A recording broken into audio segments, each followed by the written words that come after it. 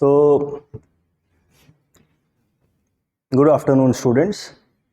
अभी any time your mains result might get declared और उम्मीद है कि आप सबको इंटरव्यू कॉल आएगा, तो आपको इंटरव्यू की तैयारी भी अच्छे से करनी शुरू कर देनी चाहिए, राइट। इंटरव्यू का जहाँ तक प्रश्न है, पिछले बार की अगर इंटरव्यू की बात की जाए तो ऑप्शनल से तो काफ़ी सारे सवाल पूछे गए स्टूडेंट से, ऑप्शनल सब्जेक्ट से, क्योंकि आपके ड्राफ्ट में सीधा सीधा लिखा हुआ मिल जाता था उनको। बट इस बार तो वो है नहीं, तो एक एरिया तो है नहीं इस बार जहाँ से क्वेश्चन आएगा। दूसरा, ऑफ कोर्स हॉबी से तो क्वेश्चन वो पूछते ही हैं। देखिए, हॉबी से वो सवाल पूछते हैं, उससे मेरी अंडरस्टैंडिंग कुछ ऐसी है कि वो जानना चाहते हैं कि आप कितने सीरियस स्टूडेंट हैं, आपका सच में हॉबी है या नहीं है।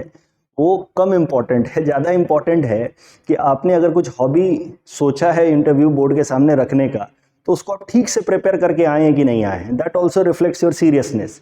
तो हॉबी पे तो क्वेश्चन आता ही है और इस बार भी आएगा।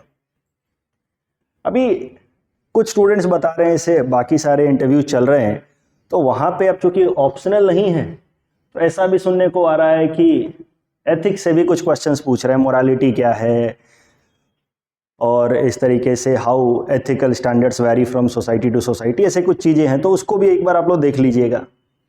मुझे समझ है कि करंट अफेयर्स पे ज़्यादा चर्चा होगी इस बार, क्योंकि ऑप्शनल नहीं है, तो current affairs becomes a significant area जहाँ पे इंटरव्यू में क्वेश्चंस पूछे जाएंगे। बट क्वेश्चन पूछने का तरीका जो है वो प्रीलिम्स, मेंस और इंटरव्यू तीनों में अलग अलग होता है। भले टॉपिक एक ही हो, लेकिन तरीका अलग होगा। Prelims of course is very objective, मतलब पिन पॉइंटेड आंसर है, कंक्रीट आंसर है, नो स्कोप फॉर डेविएशन।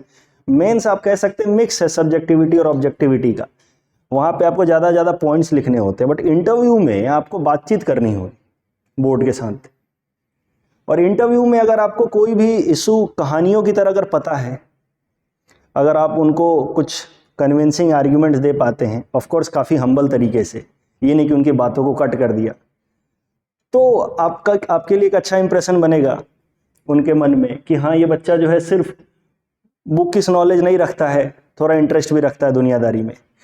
तो करंट अफेयर्स इंपॉर्टेंट होने वाला है इस साल के लिए मेरी समझ से। और करंट अफेयर्स में भी देखिए, जिस दिन से आपका रिजल्ट आएगा उस दिन से करंट अफेयर्स के टॉपिक ज़्यादा इंपॉर्टेंट होंगे, क्योंकि वो लोग भी क्या है, अखबार पढ़ रहे हैं। ऐसा तो है नहीं कि आपके इंटरव्यू के लिए अलग से वो तैयारी करके आएंगे। These are learned people, experienced people, so they will read newspapers and then they will come those ideas that are fresh in their head, उससे वो सवाल पूछेंगे। ये नहीं कि 4-5 महीने का करंट अफेयर्स का कहीं वो पूछेंगे। तो जिस दिन से आपका रिजल्ट आएगा उस दिन से आप ज़्यादा थॉरली तैयारी करना शुरू कर देंगे। अभी के लिए तो आप, मैं उम्मीद कर रहा हूँ, न्यूज़पेपर एनालिसिस सुन रहे होंगे, लेकिन कुछ ऐसे टॉपिक्स हैं जिस पे सवाल आने के या पूछे जाने के चांसेस अब ज़्यादा हैं। ऑफ कोर्स उसमें से एक है इजराइल के ऊपर जो मौजूदा अटैक, इजराइल के ऊपर जो मौजूदा अटैक हुआ है, राइट।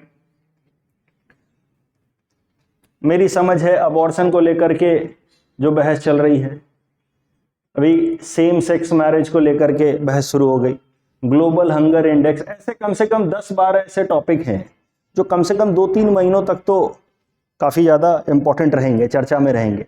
तो उन पे हमारी अंडरस्टैंडिंग का लेवल थोड़ा और डीप होना चाहिए, ऑर्गेनिक होना चाहिए, कि बातचीत हो तो उनको ये ना लगे कि ये रट के आए हैं 2-4 पॉइंट्स। तो उसमें आज हम लोग इजराइल के ऊपर जो अटैक हुआ है उसको थोड़ा समझने की कोशिश करेंगे, पूरा हिस्टोरिकल बैकग्राउंड देखने की कोशिश करेंगे, जिससे हमें ये भी समझ आएगा कि वर्ल्ड हिस्ट्री के डेवलपमेंट्स कैसे कैसे हुए हैं along with the developments happening in Israel. अभी देखिए, मौजूदा टाइम में क्या हुआ है वो आपको पता है कि हम लोग बात कर रहे हैं इस लैंड के बारे में, जिसको आज के डेट में हम लोग कह रहे हैं इजराइल। यहाँ पे एक छोटा सा टेरिटरी है, गाजा स्ट्रिप, वहाँ से एक पर्टिकुलर ग्रुप ने, ऑर्गेनाइजेशन ने उसको, कुछ लोग टेररिस्ट ग्रुप कहेंगे, कुछ रिवॉल्यूशनरी ग्रुप कहेंगे, भाई हमास उसने अटैक किया, काफ़ी मैसिव अटैक किया। Israel is known for its air defense system Iron Dome, और उसको उसने पूरी तरह से डिस्ट्रॉय कर दिया। Within 20 minutes 5000 rockets barrage उसने डाले इजराइल के ऊपर, and its Iron Dome was destroyed completely. कई सारे हॉस्टेजेस बना लिए उन्होंने, and now Israel is also retaliating. But सबसे बड़ा प्रॉब्लम है इजराइल के सामने जो हॉस्टेजेस बना लिए उन्होंने, सिविलियंस भी हॉस्टेजेस बनाए हैं, army personnels from Israel also have been made hostage. तो ये तो करंट डेवलपमेंट्स हैं, वो आपको पता ही है। लेकिन अभी अगर ये जो करंट कन्फ्लिक्ट है, इसके पीछे का अगर हम बैकग्राउंड देखें तो हमें बहुत सारी चीज़ें पता लगेंगी, और इंडिया का क्या मौजूदा अब इंडिया के लिए चैलेंज हो सकता है वो भी आपको समझ आएगा।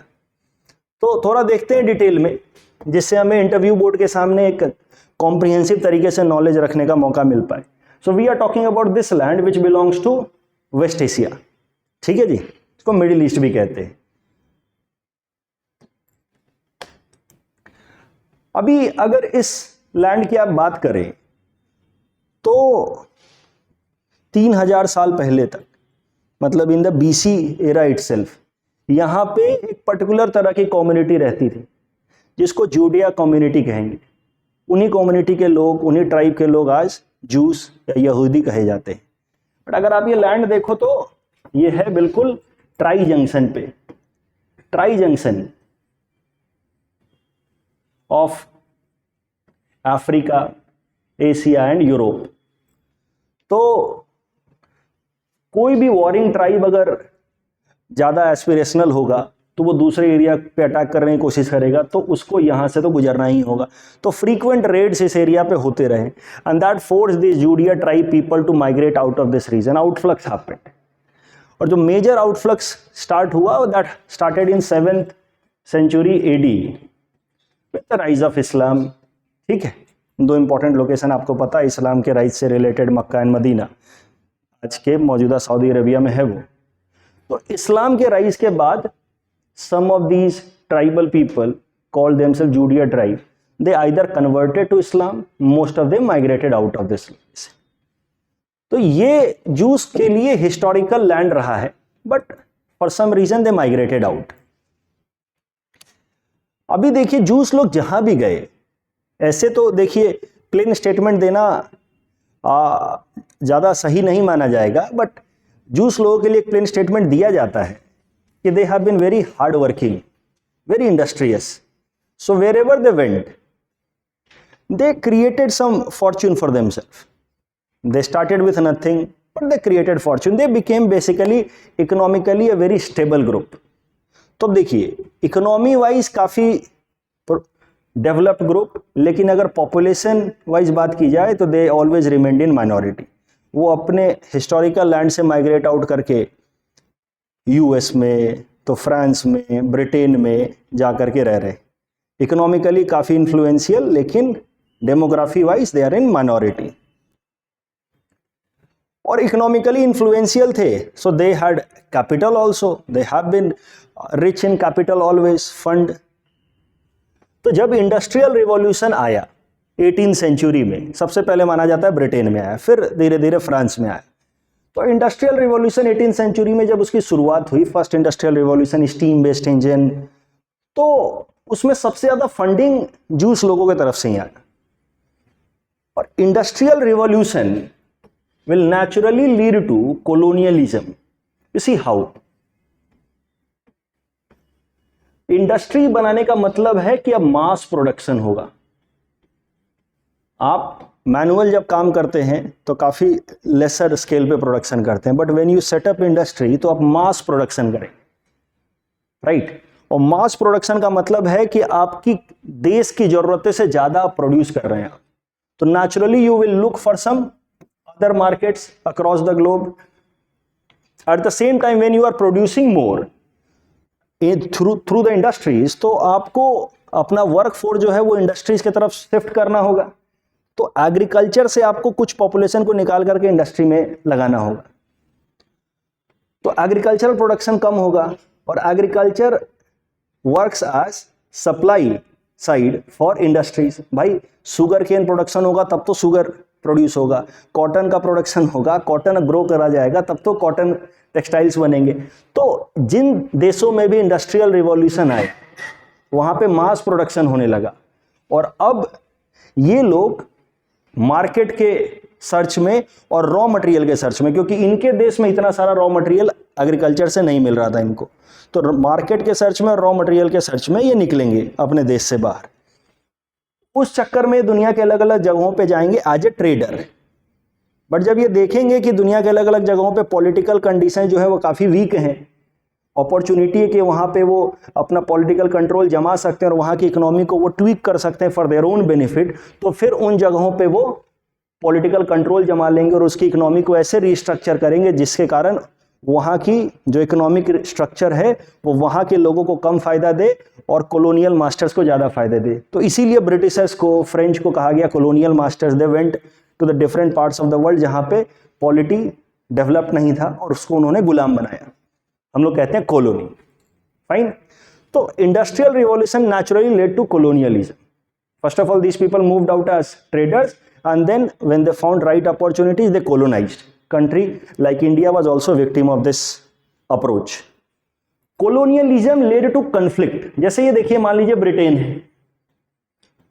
और ये फ्रांस है और दुनिया के किसी कोने में भारत में इनकी लड़ाई हो रही है इकोनॉमिक और पॉलिटिकल कंट्रोल के लिए। तो colonialism led to conflict in different parts of the world and that strengthened nationalistic sentiment. जब आपको पता चलता है, देखिए इट्स अनफॉर्चुनेट बट कई सारे लोगों का ऐसा मानना है, थिंकर्स का ऐसा मानना है कि hatredness for common enemy unites us in more organic और इंस्टिंक्टिव मैनर।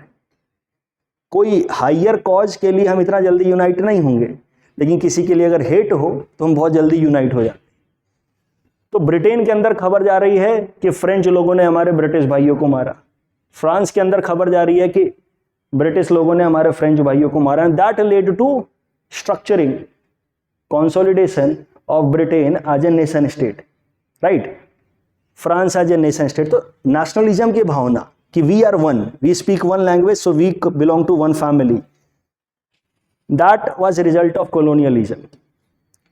और यही एक कारण है कि जर्मनी जो अभी तक यूनिफाइड नहीं था, 1870s तक जाते जाते वो भी यूनिफाइड हो गया, क्योंकि ब्रिटेन, पूरे यूरोप के अंदर एक नेशनलिज्म की भावना चल पड़ी थी because of nationalist sentiment in Britain and France. धीरे धीरे बाकी देश भी यूनाइट होने लगे। 1870 तक जर्मनी भी यूनाइट हो गया, आपको पता है, उसके लिए बिस्मार्क को क्रेडिट दिया जाता है। बट ये फैक्टर्स भी जिम्मेदार है, आप लोगों को नहीं जोड़ सकते बिना फीलिंग के। तो फीलिंग थी कि हमें भी यूनाइट होना चाहिए, हम जर्मन बोलते हैं तो हमें यूनाइट होकर के एक नेशन होना चाहिए, तो जर्मनी बन गया। तो मुद्दा यह है कि कंट्रीज यूनाइट हो रहे थे और नेशनलिस्टिक सेंटिमेंट स्ट्रांग हो रहा था। वैसे हालात में ये जो जूस लोग हैं, जो अलग अलग देशों में सेटल्ड हैं, इकोनॉमिकली काफ़ी अफ्लुएंट हैं, बट हैं माइनॉरिटी में, इनके अंदर एक इनसिक्योरिटी की भावना आना नेचुरल है कि यार हमारा तो कोई देश ही नहीं है, हम कहाँ जाएंगे। And naturally they started to look for their own nation state. हर आदमी अपना अपना अपना अपना देश बना रहा है, नेशनलिटी बना रहा है, उस हिसाब से रिस्ट्रक्चरिंग कर रहा है, कंसोलिडेशन कर रहा है। So Jews also started to, they were settle in different parts of the world, they were affluent, accepted by the society, अलग अलग इंडस्ट्रीज रन कर रहे हैं, that was okay. Yet they had that apprehension और insecurity कि भाई हमारा अपना जमीन, जहां हमको कोई ये ना कहे कि तुम आउटसाइडर हो, वो होना चाहिए, और वहां हमारे आसपास में अपने लोग होने चाहिए। And they started to look for their ancient land.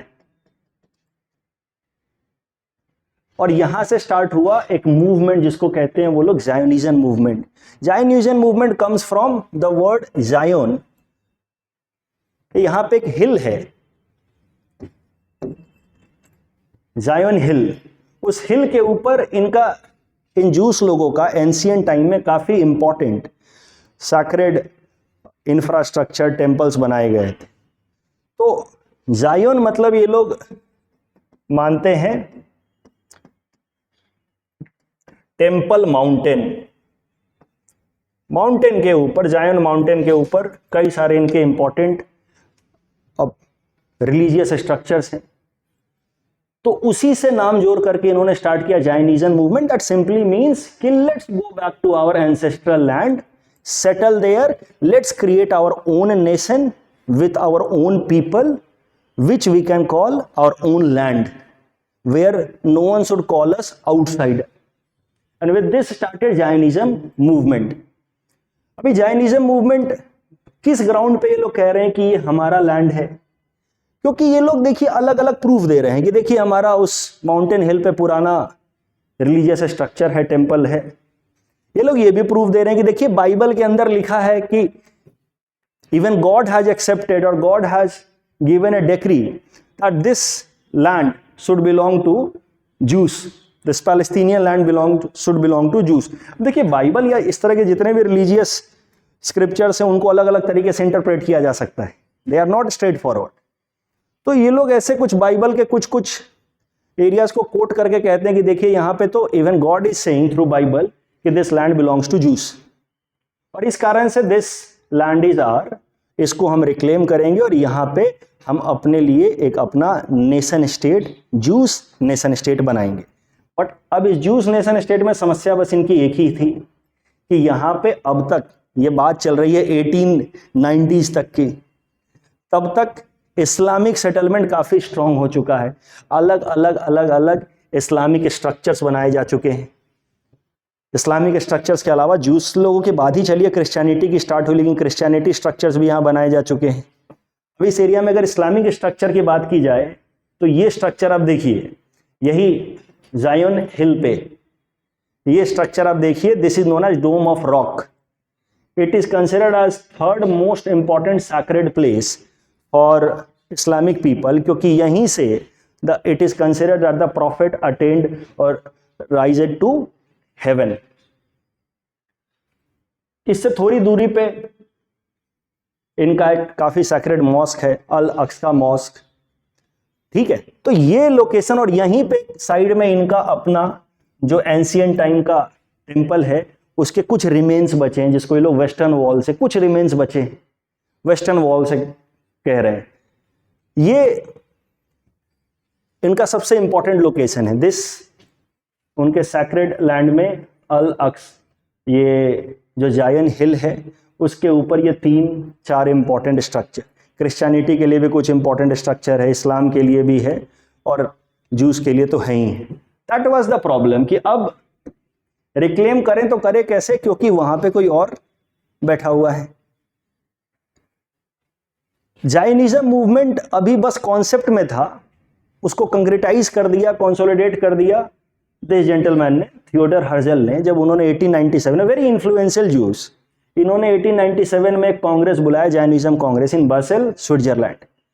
सारे जो इन्फ्लुएंशियल लोग हैं ज्यूज कम्युनिटी के उनको बुलाया गया, बोला गया कि देखिए हम लोगों को धीरे धीरे अपना जो एंसेस्ट्रल लैंड है उसको क्लेम करना होगा, हमारी खुद की भी ज़मीन होनी चाहिए, क्योंकि अदरवाइज जैसे जैसे नेशनलिस्टिक सेंटिमेंट फर्दर स्ट्रांग होता जाएगा हम लोग कहीं के नहीं रहेंगे, राइट। पैसा किसी काम का नहीं है, तो धीरे धीरे इस पैसे की मदद से जमीनें खरीदिए, वहां जाकर के रिच इन्फ्लुएंशियल लोग जमीनें खरीदिए, वहां पे सेटल होना शुरू कीजिए, घर बनाइए और अपने कम्युनिटी के जो गरीब लोग हैं उनको वहां जाके सेटल कराइए। भाई अमेरिका में कुछ गरीब जूस भी होंगे, ब्रिटेन फ्रांस में कुछ गरीब जूस भी होंगे, उनको वहां सेटल कराइए, यहां घर नहीं है तुम वहां रहो, ये कीजिए कम से कम अपने कम्युनिटी के लिए। तो इस तरीके से जाइनिज्म मूवमेंट को एक कंक्रीट डायरेक्शन मिल गया आफ्टर द जाइनिज्म कांग्रेस, और ये काम शुरू हो गया। और देखिए धीरे धीरे धीरे धीरे 1897 में ये कांग्रेस और 1913 तक, वर्ल्ड वॉर 1 शुरू होने से पहले पहले तक छोटे छोटे लैंड खरीद करके ये जूस लोग अपने कम्युनिटी के लोगों को सेटल कराने लगे, इन द होप कि ये पूरा का पूरा एरिया किसी दिन हम कंट्रोल कर लेंगे विथ और through help of money, but not in one go, right. लेकिन अब इसमें समस्या क्या थी सबसे बड़ी, कि ये लोग जो अप्रोच ले रहे थे वो काफी नहीं था, छोटे छोटे ज़मीनें खरीदने से देश नहीं बनने वाला था। और 1913 तक आते आते पूरा माहौल बन गया वर्ल्ड वॉर 1 का, तो शुरू होगा 1914 में। और वर्ल्ड वॉर 1 में आपको पता है कि 2 ग्रुप्स हैं, एक तरफ है ब्रिटेन, फ्रांस, रसिया को अभी के लिए हम नेग्लेक्ट करके चल रहे हैं, दूसरे तरफ है जर्मनी एंड ऑटोमन। देखिए रियल कारण तो कुछ और ही था, Austria Hungary and Serbian nationality, वो कन्फ्लिक्ट था। लेकिन जिन कारणों से वर्ल्ड वॉर 1 की शुरुआत हुई है वो कारण कभी भी वर्ल्ड वॉर का शेप ले ही नहीं सकते थे। They could be at best regional war, लेकिन इसके पीछे इस रीजनल कन्फ्लिक्ट, ऑस्ट्रिया हंगरी और सर्बिया के बीच के रीजनल कन्फ्लिक्ट का वर्ल्ड वॉर का फॉर्म लेने का कारण था जर्मनी एक तरफ और दूसरे तरफ ब्रिटेन एंड फ्रांस। देखिए इनके आपस में हॉस्टिलिटी रही है, हमारे देश में इंडिया में कार्नाटिक वार लड़ चुके हैं, लेकिन जर्मनी को एक बात समझ आ गई थी कि मैं थोड़ा लेट हूं इंडस्ट्रियल रिवॉल्यूशन में, कॉलोनियलिज्म में वो जहां जाता है तब तक पता चलता है ये तो फ्रांस की कॉलोनी है, ये तो ब्रिटेन की कॉलोनी है, अफ्रीका, एशिया सब हाथ से निकल चुका है। तो Germany wanted to disrupt the system for once, कि एक बार मारपीट हो जाए अच्छे से, जब मारपीट होगी तो फिर बैठ के बातचीत होगी कि हाँ भाई बताओ तुमको क्या चाहिए, फिर बोलेंगे कि यार देखो जो कॉलोनी है एक बार थोड़ा सा ईमानदारी से रीडिस्ट्रीब्यूट किया जाए। तो जर्मनी जानबूझ करके स्टेटस को तोड़ना चाहता था, उस कारण से वो ऑस्ट्रिया हंगरी को सपोर्ट करा, लड़ो तुम लड़ो, और वो अलग अलग तरीके ढूंढ रहा है इनको इंस्टिगेट करने के कि लड़ो तुम मेरे साथ, फिर देखेंगे। ब्रिटेन फ्रांस ने काफी टाइम तक अवॉइड किया, लेकिन देन दे लेटर रियलाइज कि अवॉइड करने से कुछ होगा नहीं, अब इससे लड़ना ही होगा। अब एक तरफ इनको तो छोड़ दीजिए, दीज आर तो जस्ट पॉन्स, दिखाने के लोग हैं, फ्रंट जर्मनी और ऑटोमन एम्पायर, और दूसरे तरफ ब्रिटेन फ्रांस। ऑटोमन एम्पायर यहां देखिए जहां मॉडर्न टाइम का टर्की है, ठीक है, बट ऑटोमन एम्पायर की आप शुरुआत मान सकते हैं 1453 से। काफी इंपॉर्टेंट बैटल लड़ा गया था, battle of Constantinople, Roman Empire का डिक्लाइन शुरू और जो इस्लामिक टर्क्स उनका यूरोप के ऊपर कंट्रोल शुरू। Ottoman Empire was much much bigger, ठीक है, वर्ल्ड वॉर 1 शुरू होने तक। इनफैक्ट बीच में तो ये काफी आगे तक भी चला गया था, बट वर्ल्ड वॉर 1 1930 शुरू होने तक ऑटोमन एम्पायर देखिए इतना बड़ा है। और ये जो एरिया जिसकी हम चर्चा कर रहे हैं that came under Ottoman empire and that region was known as Palestine. इस ऑटोमन एम्पायर के अंदर भी तो अलग अलग रीजन होगा ना, तो this region was known as Palestine, जहां पे ये लोग लैंड खरीद खरीद के उम्मीद कर रहे हैं कि किसी दिन हम एक अपना कंट्री बनाएंगे। लेकिन overall it is under influence और control of Ottoman empire and Ottomans were very strong and Ottomans participated in World War I along Germany against Britain and France.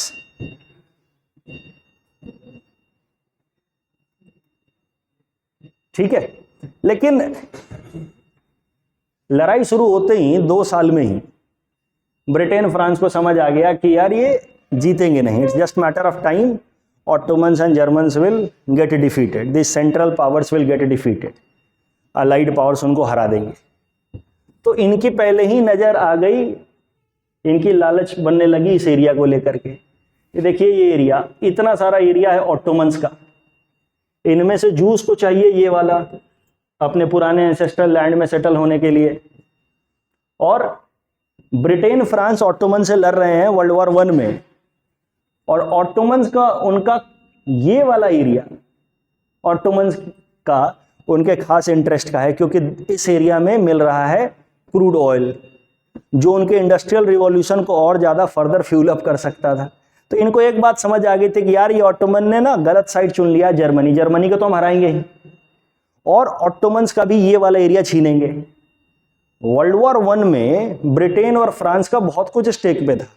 अगर कहीं जर्मनी यानी कि सेंट्रल पावर साइड जीत जाते तो Ottomans और Germany अगर जीत जाते तो ऑटोमन्स का फ्यूल, जर्मनी का न्यू टेक्नोलॉजी, और जर्मनी के लिए ब्रिटेन और फ्रांस को छोड़ना पड़ता नए नए कॉलोनीज। ये जर्मनी को सबसे बड़ा पावर बना सकता था। तो जर्मनी को भी पता था कि क्या स्टेक पे है। अगर इंडस्ट्रीज को हमें बूम कराना है तो पहले तो स्टेटस को तोड़ना होगा। ऑटोमन्स का ये वाला एरिया जो है दुनिया के इंटरेस्ट का था। 1915-16 तक ब्रिटिश और फ्रेंच को पता चल गया कि हम लोग जीत जाएंगे, देर सवेर हम जीत जाएंगे। And then Britishers and French entered into a secret agreement जिसको कहा जाता है साइक्स-पिकॉट एग्रीमेंट। वॉर खत्म होने से पहले कि देखो एक बार जब ये वॉर खत्म हो जाएगा तो ये वाला एरिया, ऊपर वाला तो फिर भी छोड़ देंगे ऑटोमन का, बट ये वाला एरिया बांट लेंगे आपस में, क्योंकि दोनों रेड सी वाला साइड और पर्शियन गल्फ वाला साइड दोनों ही काफ़ी रिच है ऑयल नेचुरल गैस में, आपस में बांट लेंगे, कोई बेईमानी नहीं, मिल के लड़ेंगे। क्योंकि इनका आपस का रिलेशन भी तो पहले खराब ही है, आपस में भी तो ट्रस्ट नहीं था। इन्हें साइक्स-पिकॉट एग्रीमेंट बांट लेंगे। वॉर खत्म हुआ। वॉर खत्म होने के बाद यूएस के प्रेसिडेंट वुड्रो विल्सन के कहने पे कि यार ऐसी लड़ाई नहीं होनी चाहिए, दुनिया के लिए बहुत खतरनाक है, एक ऑर्गेनाइजेशन बनाया गया league of Nation. League of nation के सामने ब्रिटेन और फ्रांस ने प्रपोजल रखा कि भाई देखिए ये ऑटोमन एम्पायर अब तो वैसे भी डिफीटेड साइड है, तो काफी ज्यादा उसको लॉस झेलना पड़ा है। नाउ वी बिलीव कि Ottoman Empire is not capable of managing its own affairs, इसलिए हमें लगता है कि हम ऑटोमन्स को हमें गाइड करना चाहिए थोड़ा सा कि उनको अपनी इकोनॉमी कैसे रिवाइव करनी है, पॉलिटिकल स्ट्रक्चर्स को कैसे रिवाइव करना है। And that is why Britain और फ्रांस ने एक प्रपोजल रखा जिसको कहा जाता है मैंडेट सिस्टम, कि हम चाहते हैं कि ऑटोमन्स की जो टेरिटरी है उसको डिवाइड कर दी जाए और कुछ एरिया जो है वो ऑटोमन्स के कंट्रोल में छोड़ दिया जाए, लेकिन कुछ एरिया जो है उसको ब्रिटेन और फ्रांस को दे दिया जाए, खासकर वो एरिया जो इकोनॉमी वाइज बहुत इंपॉर्टेंट है, उनका बेटर यूटिलाइजेशन वर्ल्ड इकोनॉमी के लिए इंपॉर्टेंट है। हम ये नहीं कह रहे कि हमें चाहिए, लेकिन वर्ल्ड इकोनॉमी के लिए इंपॉर्टेंट है और ये एम्पायर तो पूरी तरह से डिस्ट्रक्ट हो चुका है। तो हम चाह रहे हैं कि ये वाला एरिया जो है हम लोग मैनेज करें, इसको गाइड करें। तो कुछ एरिया को बना दिया जाए ब्रिटिश मैंडेट, कुछ को बना दिया जाए फ्रेंच मैंडेट, जिससे हम इसका देख रेख कर सकें। अभी ये mandate system is nothing but method to give shape to और implementation to that Sykes Picot agreement. सीधा सीधा जाके थोड़ी बोलेंगे कि देखो 3 साल पहले ही हमने सोच लिया था लड़ाई के बाद। और ब्रिटेन और फ्रांस का दबदबा था ग्लोबल ऑर्डर में, तो सबको पता है कि ये क्या कहना चाह रहे हैं, बट ये जैसे भी हो they wanted control of this area and they are calling it as mandate not as colony. अब सवाल ये उठता है कि कॉलोनी क्यों नहीं बना रहे हैं, इसको सीधा सीधा कॉलोनाइज कर देते, जैसे भारत को कॉलोनाइज किया, अलग अलग अफ्रीकन कंट्रीज को कॉलोनाइज किया। देखिए 1919 का जो टाइम था जब ये मैंडेट प्रपोजल आया है, उस टाइम में, चलिए इंडिया का ही आप एग्जांपल ले लीजिए। आपको पता है इंडिया के अंदर खिलाफत मूवमेंट शुरू हुआ, खिलाफत नॉन कोऑपरेशन मूवमेंट। अब ये खिलाफत नॉन कोऑपरेशन मूवमेंट का सीधा सीधा लेना देना है इस ऑटोमन एम्पायर से। Britishers and French were the victorious side in this war and they were disintegrating the Ottoman Empire, and that had hurt the sentiment of Muslims in India, क्योंकि Ottoman Empire was considered to be the seat of Khalifa and Khalifa was known as leader of the leader for any Islamic state, right? आपने पढ़ा होगा medieval history में, यहाँ से बाकी सारे leader जो हैं इस्लामिक किंग जो हैं वो खलीफा को किंग ऑफ द किंग मानते रहे हैं, खलीफेट सिस्टम, जिसको बाद में आईसिस ने भी रिवाइव करने की कोशिश की। तो ऑटोमन अंपायर को डिसइंटीग्रेट किया जा रहा है, that was the basis behind sentiment hurt of Muslims in India, and that is why this Khilafat movement started, and Gandhi ji saw this as an opportunity to revive Hindu Muslim unity, and then उन्होंने non cooperation movement को इसके साथ जोड़ दिया, Rowlatt act वगैरह के जो problems थे उसको साथ जोड़ दिया, एक कॉमन प्लेटफॉर्म बना दिया। तो ब्रिटिशर्स, और ऐसा सिर्फ इंडिया में नहीं हो रहा था, ब्रिटिशर्स और फ्रेंच पूरे दुनिया भर में एंटी कॉलोनियल मूवमेंट झेल रहे थे, और अभी इस एरिया को कॉलोनाइज करके वो एंटी कॉलोनियल मूवमेंट को पूरी तरह से ग्लोबल नहीं बना सकते थे, that would make their position more difficult. तो अब ये लोग इस एरिया को कॉलोनी नहीं बनाना चाह रहे थे, ये लोग इस एरिया को मैंडेट वगैरह कह रहे हम तो बस डायरेक्ट कर रहे हैं for world economy. So that was the reason mandate system was brought. Otherwise अगर पहले की बात होती, 10-20 साल पहले की बात होती, तो बोलते कि आज से एरिया हमारा हुआ। इंडिया में इन्होंने कितने टेरिटरीज को, तो पंजाब किंगडम, मैसूर किंगडम सबको अक्वायर किया और बनाया ना अपना एरिया, ये भी बना लेते, लेकिन that was not the opportune moment, तो नहीं किया इन्होंने mandate system. Sikes picot agreement को इन्होंने सेव दे दिया। लेकिन मैंडेट में जो हमारा एरिया ऑफ इंटरेस्ट है, ये वाला, ये लैंड आ गया ब्रिटिशर्स के मैंडेट के अंतर्गत, British mandate of Palestine, this land. वैसे भी इस लैंड को, इस एरिया को ऑटोमन एम्पायर में भी पैलेस्टीनियन रीजन कहा जाता था, बाद में इस एरिया को ऑटोमन से सेपरेट किया गया और ब्रिटिश मैंडेट ऑफ पैलेस्टीन, ये नॉर्थ साइड में इराक, ये सीरिया वाला साइड, ये सब बन गया फ्रेंच मैंडेट। ठीक है, ब्रिटिशर्स ने इस एरिया को अपना मैंडेट बना करके इस पे कंट्रोल कर लिया, जो चाहिए था वो उन्होंने कर लिया। इंडिया के अंदर खिलाफत मूवमेंट क्यों खत्म हुआ वो आपको पता है, that would be Indian history, क्योंकि यहां सो कॉल्ड ऑटोमन एम्पायर के अंदर ही रिवॉल्यूशन आ गया। It establish itself as Republic of Turkey, right. Mustafa Kemal Pasha के बारे में आप पढ़ते होंगे, मॉडर्न रिवॉल्यूशन ही broad cosmopolitan changes in Turkey, और उसको थोड़ा बहुत चेंज करने की कोशिश कर रहे हैं उनके मौजूदा प्रेसिडेंट, राइट, वो वापस से तो मौजूदा प्रेसिडेंट एर्डोगन, राइट। लेकिन Mustafa Kemal Pasha 1923 and he modernise Turkey, तो खिलाफत मूवमेंट का पूरा इशू ही खत्म हो गया और ये एरिया आ गया ब्रिटिशर्स के कंट्रोल में, ब्रिटिश मैंडेट। अब जब ब्रिटिशर्स के कंट्रोल में आ गया एरिया, तो इनके पास यहां के लोकल मुस्लिम्स पहुंचने लगे कि सर देखो आप बने हो हमारे गार्जियन, तो एक बात सुनो कि ये जूस लोग आ करके जमीन खरीद खरीद के सेटल हो रहे हैं, पैसे के दम पे हमारा लैंड एक्वायर कर रहे हैं। तो नेचुरली ब्रिटिशर्स ने कहा तो तुम बेच क्यों रहे हो? अरे पैसे का ताकत दिखा रहे हैं ये, ऐसा इनका कहना था। आप इसके लिए कुछ कीजिए, now you are the guardian. अभी ब्रिटिशर्स के सामने एक चैलेंज है, डायलेमा, कि अगर वो जूस इन्फ्लक्स को रोकते हैं तो जूस लोग उनके देश में नाराज हो जाएंगे, ब्रिटेन के अंदर नाराज होंगे। जूस लोग हमेशा है कैपिटलिस्ट, तो इंडस्ट्रीज को फंड कौन करेगा? और इनको अगर दुखी करते हैं और इस एरिया से अगर कंट्रोल खो जाता है किसी कारण से, तो ऑयल नहीं आएगा। तो इंडस्ट्री चलाने के लिए, डेवलपमेंट के लिए पैसा चाहिए और ऑयल चाहिए। उस वक्त ऑयल ये दे रहा है, पैसा जूस दे रहा है, दोनों को खुश करना है, डायलेमा। तो इस डायलेमा में आकर के इन्होंने, ब्रिटिशर्स ने एक स्ट्रॉन्ग स्टेटमेंट निकाला कि देखो यार, juice settlement is from now on restricted. हम लोग किसी भी तरीके का सेटलमेंट अब अलाउ नहीं करेंगे, वेरी रिस्ट्रिक्टेड। परमिशन लो हमसे, केस बाय केस, तब आओ। नेचुरली जूस लोग नाराज हो गए कि ये क्या है यार, राइट। उन्होंने कहा कि देखो समझो बात को, लीगल तरीके से तुम कितना अक्वायर कर लोगे? जमीन खरीद खरीद के कभी देश बना पाओगे? नहीं। मतलब ये सब कुछ इनफॉर्मल बातें हैं कि तुम यार पहले क्रिश्चियन लोगों को भेजो या जूस लोगों को भेजो सीरिया में, अपना दोस्त है फ्रेंड्स, तुम उनको भेजो यहाँ इराक में, और यहाँ से इलीगल तरीके से तुम भेजो ना। हम हाथ खड़े कर लेंगे कि हम ब्रिटिश मैंडेट है हमारा, लेकिन हमसे कंट्रोल नहीं हो रहा है। तुम इलीगल तरीके से लोगों को भेजो।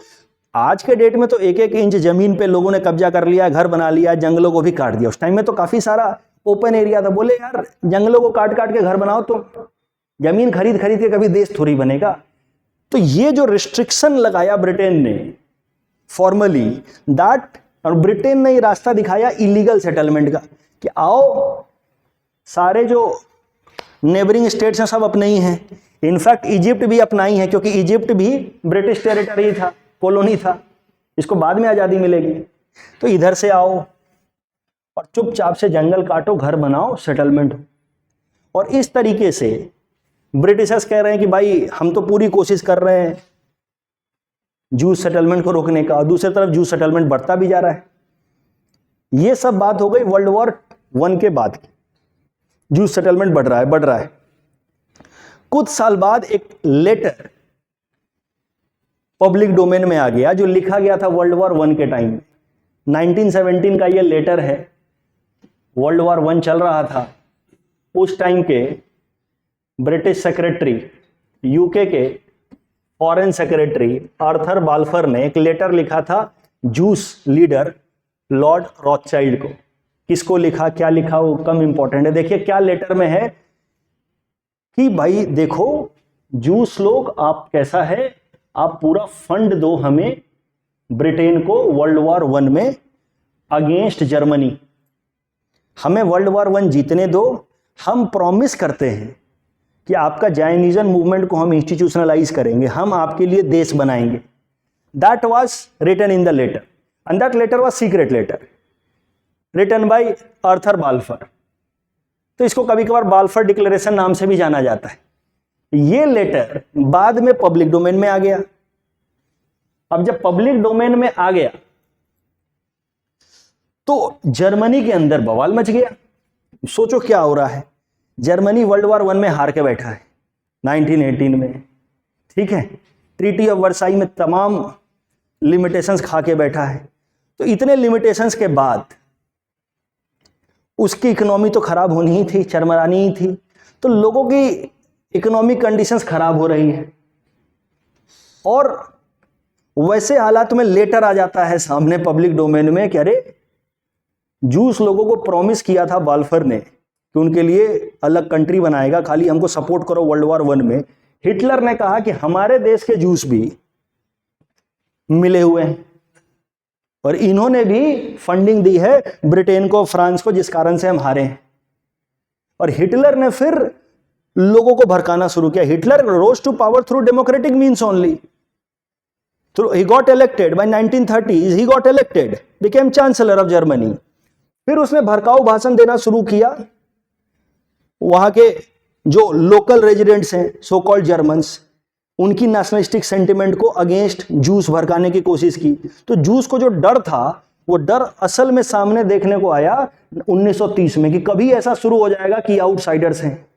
1930 के बाद से हिटलर, नाजीजम, हिटलर का पूरा गुस्सा उतरा कम्युनिस्ट पे और जूस पे। और ये हिटलर का गुस्सा उतरने के पीछे कारण है वो लेटर। तो जर्मनी के अंदर लोगों की इकोनॉमिक कंडीशंस खराब हो रही है। इनको कारण चाहिए, क्यों हम हारे हैं, क्योंकि हम हारे हैं इसलिए हमारी ये हालत है। कोई ये नहीं बोल रहा कि तुम लड़ाई कराई क्यों तुमने, तो हम हारे हैं इसलिए हमारी ये हालत है। हिटलर ने बता दिया देखो हमारे हारने के पीछे ये दोनों कारण। कम्युनिस्ट को तो ये इसलिए लाइक नहीं करेंगे क्योंकि communist talks about internationalism, they do not understand the nationalistic sentiment and Hitler was restructuring his country on the basis of a strong nationalistic और यू में से रेशियल सेंटिमेंट। हिटलर का नाजीज्म वाज रेशियल सुप्रीमेसी।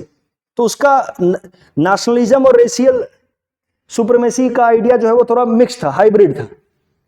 तो communist को तो target किया उसने अलग, because they were internationalist, but उसका ज्यादा गुस्सा लोगों को उसने भड़काया अगेंस्ट जूस, कि जूस हैं जिम्मेदार हमारे हार के पीछे। And then started all kinds of atrocities against Jews. पहले उनके खिलाफ तमाम तरह के एट्रोसिटीज, घर छीन लिए गए। धीरे धीरे इतनी एट्रोसिटीज बढ़ गई। स्टार्टिंग में तो जब वही कम्युनिस्ट को काउंटर कर रहा था तो ब्रिटेन फ्रांस भी इसको सपोर्ट कर रहा था, हाँ बढ़िया है करो। तो ब्रिटेन फ्रांस अपीजमेंट पॉलिसी में लग गए। बट जब हिटलर का सही चेहरा सामने आया, the evil face and what he was doing against the juice, तो फिर धीरे धीरे माहौल बनने लगा वर्ल्ड वॉर टू का, स्पेनिश सिविल वॉर के बाद। दैट वर्ल्ड वॉर टू के बारे में भी हम कभी और चर्चा करेंगे।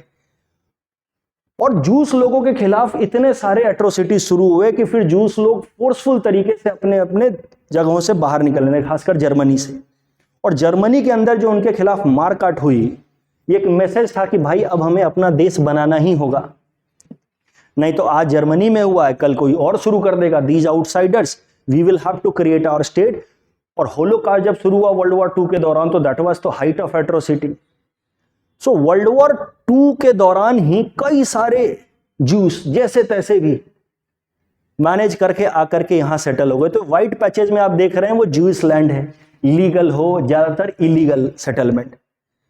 इतने सारे जूस लोग यहाँ आकर के सेटल हो चुके थे और जूस लोगों के फेवर में पूरा वर्ल्ड सेंटिमेंट आ गया था after world war two because of the atrocities that Hitler had committed against them.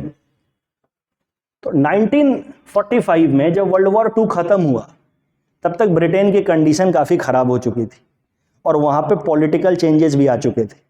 तो Britain now started to engage into a process known as decolonization कि भाई अपने देश पे ध्यान दो, कॉलोनीज को छोड़ो।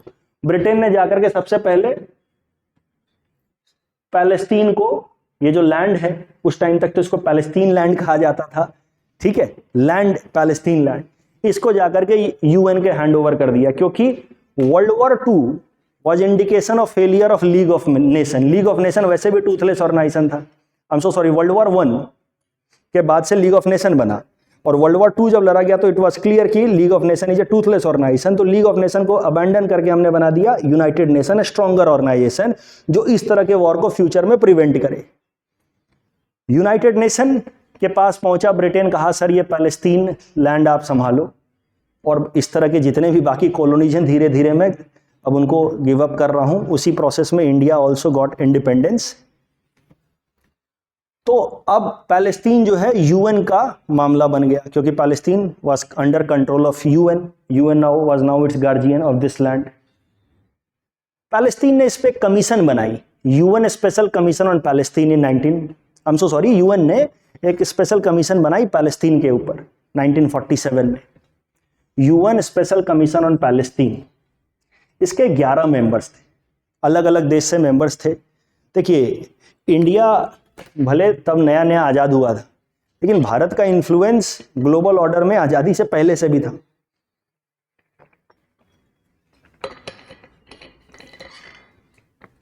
तो इन 11 मेंबर्स की एक कमीशन बनाई गई। बोला गया कि सर आप लोग अपना ओपिनियन दो कि इस पैलेस्टीन का क्या किया जाए, इसका क्या किया जा सकता है, गिव प्रपोजल। क्योंकि फैसला तो आप ले नहीं सकते, फैसला तो यूनाइटेड नेशंस के प्लेटफॉर्म पे होगा ओपन वोटिंग करके, लेकिन आप लोग पहले प्रपोजल तो बनाओ। फिर 2 प्रपोजल बनाए गए। 11 लोगों में से कुछ लोगों ने कहा कि देखिए अब कोई उपाय नहीं है, यहां जूस लोग सेटल हो चुके हैं, इस लैंड का पार्टीशन करना होगा और 2 देश बनाने होंगे। जूस लोगों के लिए अलग देश बना दिया जाए, उसको जो कहें वो लोग, तब तक इजराइल नहीं बनाते, और जो यहाँ रह रहे मुस्लिम लोग हैं जो पहले से रह रहे हैं उनके लिए अलग देश बनाया जाए। That was the first proposal. लेकिन जो दूसरा प्रपोजल था जिसको सपोर्ट इंडिया भी कर रहा था वो ये था कि सर आप एक बात बताओ, इनको पूजा करना है, इनका सेक्रेड रिलीजियस लोकेशंस है यहाँ पे, तो इनको वर्शिप राइट्स दिए जाए, इनको फ्री तरीके से यहाँ मूवमेंट अलाउ किया जाए कि जब आना चाहे आइए पूजा कीजिए जाइए। लेकिन इसके लिए अलग देश बनाने की क्या जरूरत है, सेटलमेंट राइट्स देने की क्या जरूरत है? क्योंकि अगर आप अलग देश बनाओगे तो कल होकर के ये कन्फ्लिक्ट होगा। India was of this view point, ठीक है। ये हो रही है शुरुआत ऐसे सीड की जो पेड़ बन के हमारे सामने आ गया है। तब तक देश नहीं था। यूनाइटेड नेशंस में 2 प्रपोजल आए, यूनाइटेड नेशन ने कहा कि ठीक है अब ये दोनों प्रपोजल हम रख देते हैं ओपन प्लेटफॉर्म पे, बाकी देश वोट करके फैसला करेंगे। वोटिंग करके फैसला हुआ कि इस लैंड का पार्टीशन किया जाएगा और 2 देश बनाए जाएंगे, ठीक है। दोनों कम्युनिटी के लिए अलग अलग देश होंगे। और फिर नवंबर 1947 में वोटिंग के बेसिस पे फैसला हो गया और रिजोल्यूशन नंबर 181 लाया गया जिसमें कहा गया कि अब 2 अलग अलग देश होंगे। यूनाइटेड नेशंस के हिसाब से उन्होंने बाउंड्री भी ड्रॉ कर दी कि ये जो लैंड हम दिखा रहे हैं यहां पहले से रह रहे मुस्लिम लोगों का होगा, जो बाकी आप येलो पैचेस देख रहे हैं ये ज्यूइश स्टेट बनेगा और बाकी अरब स्टेट बनेगा। आपको जो नाम देना है दीजिए अपने अपने देश का। हमने बाउंड्री डिसाइड कर दिया। जेरूसलम को लेकर के बहुत ज़्यादा मारपीट है, तो Jerusalem is an important city that has important locations that has significance from all the three religion, Christianity, Jews and Islam.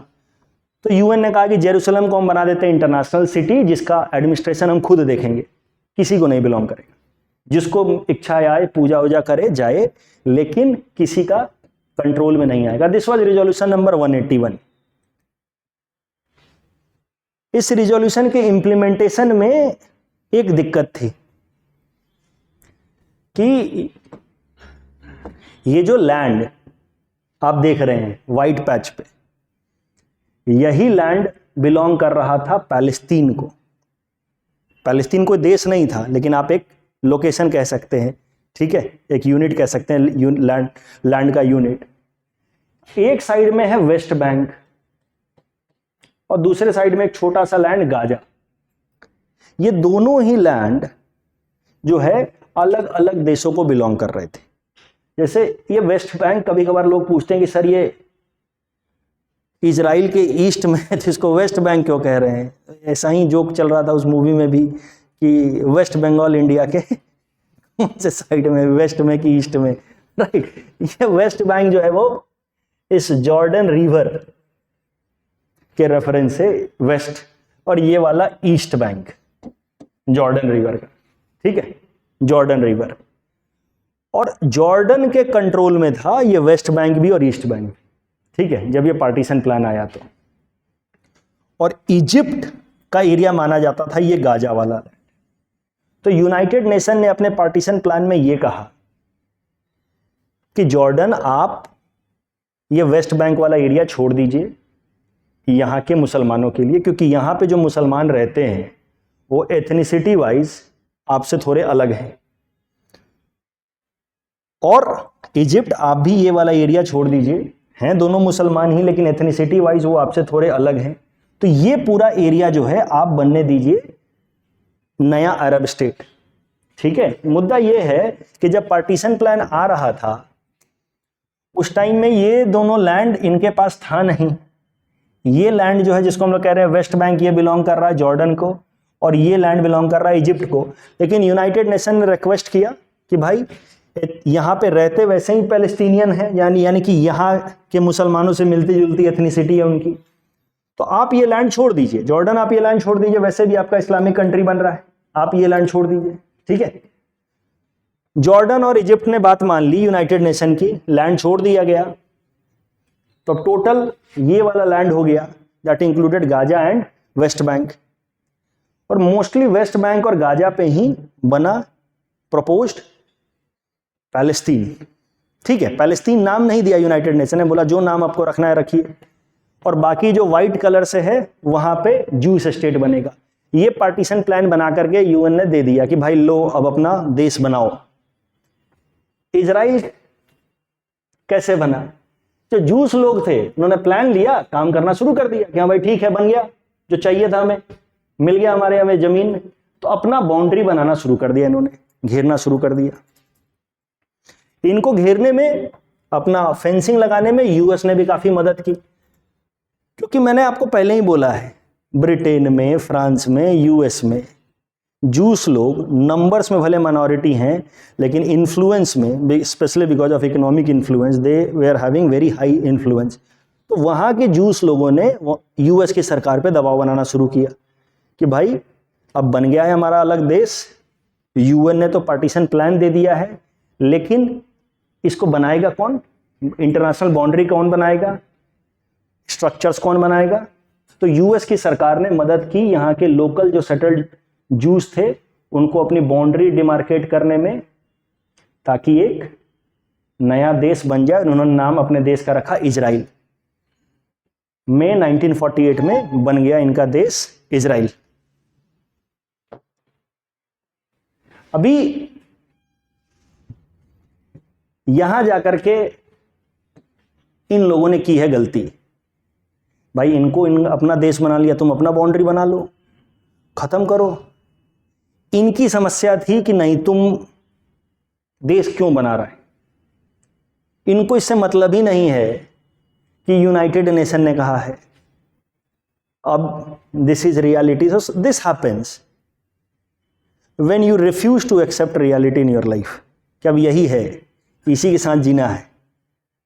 इनकी समस्या ये है कि नहीं, जूस लोगों के यहाँ से जाना होगा, हम ये ज़मीन नहीं छोड़ सकते, तो हम अपना देश नहीं बनाएंगे, हम इस बाउंड्री के साथ देश क्यों बनाएं, हमको तो पूरा चाहिए। तो जैसे ही इजराइल ने अपना नाम अनाउंस किया, अपना कंट्री अनाउंस किया, चारों तरफ से लोगों ने अटैक कर दिया, अरबिक कंट्रीज ने, इस्लामिक कंट्रीज ने अटैक कर दिया। नया नया देश था, चारों तरफ से अटैक हुआ तो हेवी कैजुअलिटी झेलना पड़ा। वो तो यूनाइटेड नेशन ने मीडिएट किया और 1949 तक जाकर के मामला शांत किया गया, ठीक है। लेकिन यहां जाकर के प्रॉब्लम हुई कि इन लोगों ने कभी माना ही नहीं कि हमें हमारा लैंड मिल चुका है। एक अभी जो ग्रीन कलर से आप देख रहे हैं 1947 का प्लान है, हमारा लैंड मिल चुका है, इस पे अपना देश बनाइए। आपके लिए यूनाइटेड नेशन ने एक्स्ट्रा लैंड मांग करके दे दिया है जॉर्डन से, ये लैंड मांग करके दे दिया है इजिप्ट से, अब बनाइए अपना देश। लेकिन ये मानने को तैयार नहीं। 1949 तक मामला शांत हुआ, लेकिन हॉस्टिलिटी बनी रही, बचा खुचा काम खराब कर दिया इजिप्ट ने। तो अगर सबसे ज्यादा किसी देश ने वेस्ट एशिया के पॉलिटिक्स को इंपैक्ट किया है तो वो है इजिप्ट। इजिप्ट था ब्रिटेन का कॉलोनी टिल 1953। ब्रिटेन तो वैसे ही डीकोलोनाइजेशन प्रोसेस में था, तो ब्रिटेन ने इजिप्ट को भी आजाद कर दिया 1953 में। और इजिप्ट के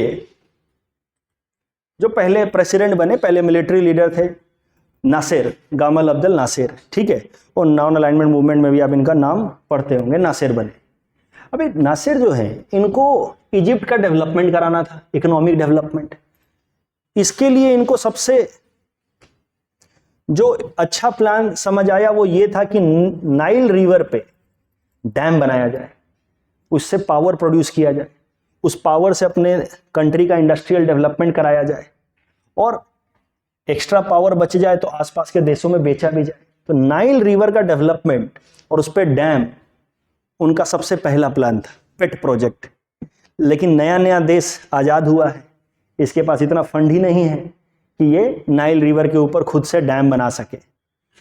तो ये पहुंचा ब्रिटेन के पास कि भाई आपने हमें इतने साल कॉलोनाइज करा है, अभी लोन दे दो हमें, हम लोग डैम बनाएंगे, डेवलप होंगे, पैसा वापस कर देंगे। ब्रिटेन ने मना कर दिया कि देखो अभी स्थिति खराब है हमारी, तुमको अच्छी होती तो हम तुमको छोड़ के थोड़ी आते, हम लोग इकोनॉमिकली स्ट्रगल कर रहे हैं, इसीलिए तो हम लोग कॉलोनीज को गिव अप कर रहे हैं।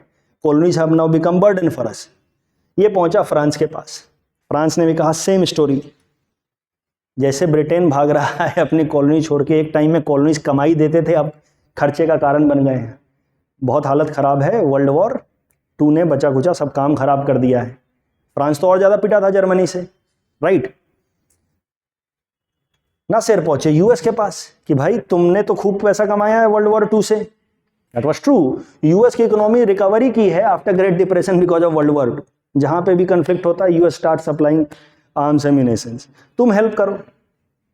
बट यूएस सोच रहा था कि यार कोल्ड वॉर का टाइम है, अपने जो नेचुरल अलाइज हैं ब्रिटेन फ्रांस, इनको क्यों नाराज करें, इसको मैं पैसा दे दूंगा जिसका वैसे ही स्टैंड क्लियर नहीं है। नैम जैसी चीजें बात चल रही थी, अभी बना नहीं था। तो ब्रिटेन फ्रांस कहेगा कि तुम हमें पैसा नहीं दे रहा है, हमारी हालत खराब है, तुम ऐसे लोगों को पैसा दे रहा है। तो यूएस ऑल्सो डिनाइड। नासिर को बहुत ज्यादा चिढ़ मच गया कि अरे इतने दिन गुलाम बनाया तुम लोगों ने, अब मैं कुछ पैसा मांग रहा हूं लोन के तौर पे, वो भी नहीं दे रहे। नासिर के दिमाग में एक आइडिया आया, वो था ये सुएज कनाल। 1860s के आसपास ये कनाल बनाया था ब्रिटिशर्स ने और फ्रेंच ने मिलकर के, जो रेड सी को कनेक्ट करता है मेडिटेरियन सी से। और ये कनाल के कारण जो यूरोप और एशिया का कम्युनिकेशन है दैट बिकेम वेरी शॉर्टर। नहीं तो ऐसे घूम के जाना पड़ता, Cape of Good Hope and all. अब देखिए यहां से ऐसे पहुंच सकते थे। 1860s में ये कनाल बना था, ब्रिटिश और फ्रेंच ने मिल करके बनाया था, और एक किसी ब्रिटिश प्राइवेट कंपनी को दे दिया गया था इस कनाल को रन करने का। तो जो भी शिप यहां से गुजरती थी उससे कुछ वो फीस लेता था, जिससे कनाल को मेंटेन करता था, अपना प्रॉफिट भी मैनेज करता था। नासिर के दिमाग में आया कि वैसे तो ये कनाल मेरे देश के अंदर आता है, क्योंकि ये वाला लैंड देखिए, ये है गाजा स्ट्रिप, ये है Sinai peninsula, this also belong to Egypt, और ये तो इजिप्ट का मेनलैंड है ही। तो सुएज कनाल तो वैसे भी हमारे देश के अंदर ही आ रहा है, हमारे देश के बीचों बीच से गुजर रहा है। नासिर ने अनाउंस कर दिया कि सुएज कैनाल आज से इजिप्ट की सरकार ने एक्वायर कर लिया है। इस ब्रिटिश प्राइवेट कंपनी को कहा कि जल्दी यहां से निकलो, राइट, नेशनलाइज हो गया। और उसके बाद नासिर ने शुरू की थोड़ी बदतमीजी, नहीं तो इतना मामला नहीं बिगड़ता, ठीक है। धीरे धीरे मामला ठंडा ही हो रहा था। नासिर ने क्या किया, बोला देखो यार, जैसे ब्रिटिश और फ्रेंच अगर शिप यहां से गुजरेंगे तो उनसे हम 5 गुना ज्यादा फीस लेगा। बाकी देशों के लिए अगर 2 रुपया है तो ब्रिटिश फ्रांस के लिए 10 रुपया है, 5 गुना ज्यादा। और इजराइल को तो मैं जाने ही नहीं दूंगा। कोई भी शिप किसी दूसरे देश से अगर इजराइल की तरफ जा रहा है या इजराइल से जा रहा है कहीं और, इजराइल की शिप यहां से नहीं गुजरेगी। तो इजराइल को बहुत ज्यादा फर्क नहीं पड़ना चाहिए।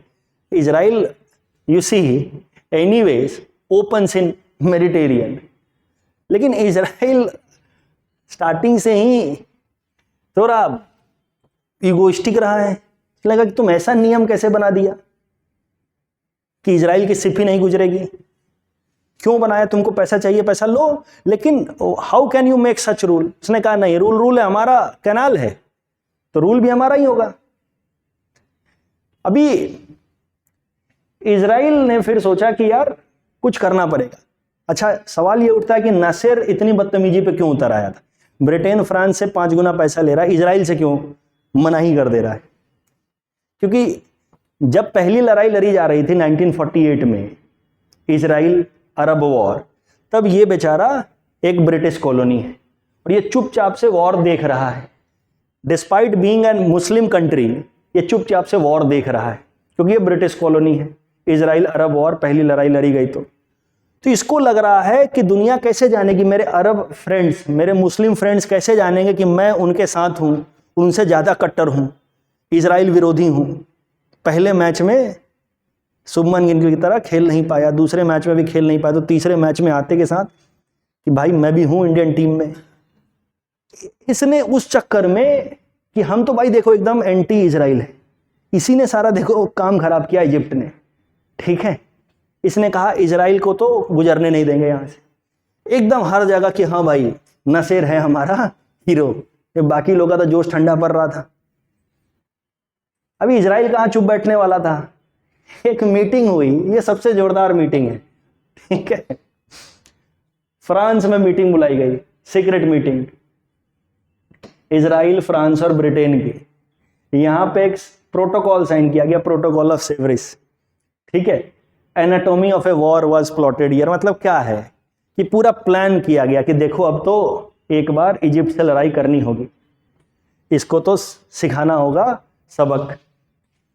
लेकिन क्या किया जाएगा कि देखो भाई इजराइल, तुम लड़ जाना इजिप्ट से, तब तक हम दोनों आ जाएंगे छुड़ाने के लिए कि अरे लड़ो लड़ो मत, ठीक है, लड़ाई ठीक बात नहीं है। उसके बाद बोलेंगे बैठो दोनों टेबल पे, हाउ दिस वाज प्लॉटेड, बैठो टेबल पे, क्या बात है लड़ाई की। फिर इजराइल बोलेगा कि देखो यार ये हम पैसा देने को तैयार है लेकिन सुएज कैनाल से गुजरने नहीं दे रहा है। इजिप्ट बोलेगा मेरी मर्जी। फिर हम बोलेंगे कि देखो यार इजिप्ट, तुम नया नया आजाद हुआ है, तुमको मैनेज करना नहीं आ रहा सुएज कैनाल, इसलिए अभी हम ये सुएज कैनाल छीन रहे हैं वापस तुमसे, तुम्हारा नेशनलाइजेशन को हम रिवर्स कर रहे हैं। कर दी तुमने बच्चों वाली हरकत, ये क्या बचपना है, उससे 5 गुना लेंगे, उससे 10 गुना लेंगे, तुमको मैनेज करना नहीं आ रहा है। तो हम लोग बिल्कुल एक मीडिएटर की तरह आएंगे, ठीक है, न्यूट्रल मीडिएटर की तरह। फिर बोलेंगे तुमको मैनेज नहीं करना आ रहा है, तुम हमारे पुराने कॉलोनी रहे हो, गार्जियन होने के नाते हम तुम्हें समझा रहे हैं कि अभी सुएज कैनाल हम वापस ले रहे हैं, 10 साल बाद 15 साल बाद हम तुम्हें वापस दे देंगे। और ऐसे करके ये पूरा मामला रिवर्स कर दिया जाएगा। तो 1956 में इसने सुएज कैनाल को नेशनलाइज किया। नेशनलाइज करते इसने ऐसे नियम बनाए, नियम बनाते ये प्लान बन गया कि अब इससे लड़ाई करनी है। जैसे इजराइल ने लड़ाई छेड़ी, अमेरिका कूद पड़ा।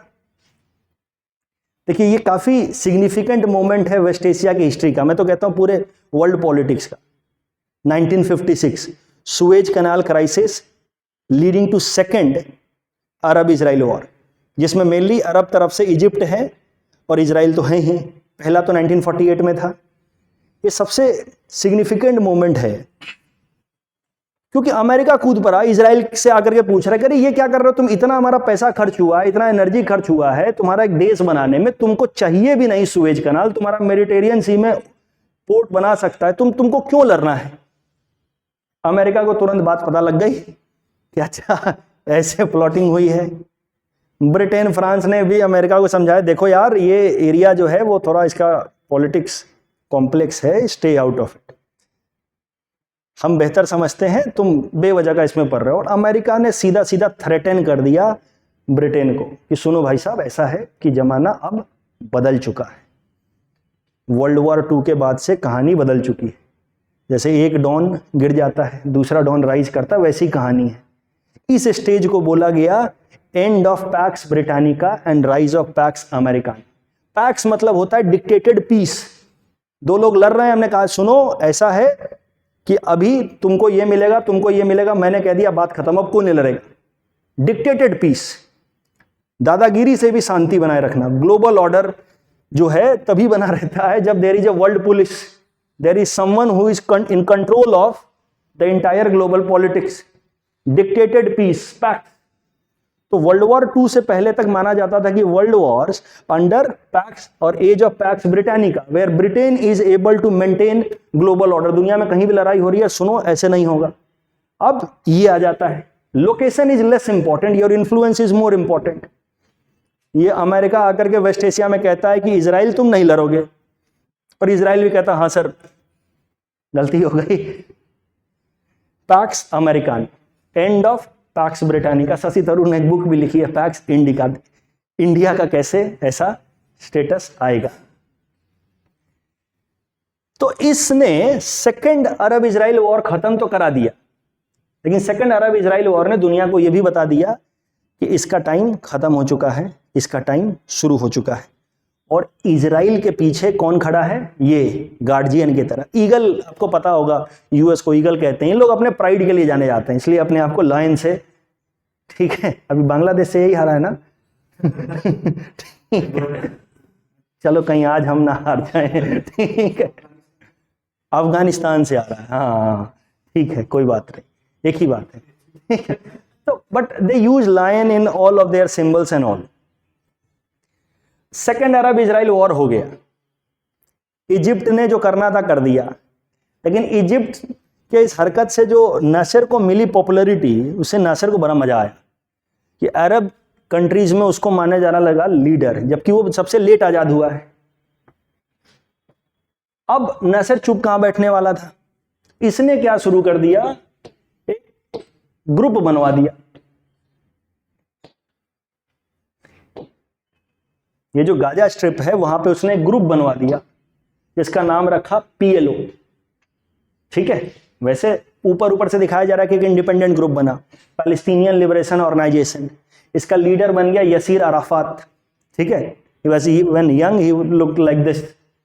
मैसिव फंडिंग देने लगा इजिप्ट कि देखो भाई मैं सीधा सीधा लड़ता हूं तो अमेरिका वगैरह सब आ जाते हैं, दिक्कत मतलब मामला बढ़ जाता है, मैं नहीं आऊंगा, लेकिन सबको पता होगा कि तुम्हारे पीछे कौन खड़ा है, तुम लड़ो और इजराइल का जीना आराम कर दो। तुम, हमें अमेरिका से मतलब नहीं है, लेकिन तुम इजराइल का जीना आराम कर दो। तो पीएलओ बन गया। PLO was created as a civil society. PLO के अंदर एक फाइटिंग ग्रुप बना फाता, ठीक है, सबका अपना पूरा नाम है, हरकत अल तहीर अल वतनी अल फिलिस्तीनी, फाता शॉर्ट में कहते हैं। ये ग्रुप बना पीएलओ, एक लार्जर ग्रुप, उसके अंदर फाता मिलिटेंट ग्रुप। जैसे मुझे लगता है इंडियन हिस्ट्री में आपने पढ़ा होगा युगांतर ग्रुप, उसका inner circle and all, right. तो ये रिवॉल्यूशनरी टाइप का फाता।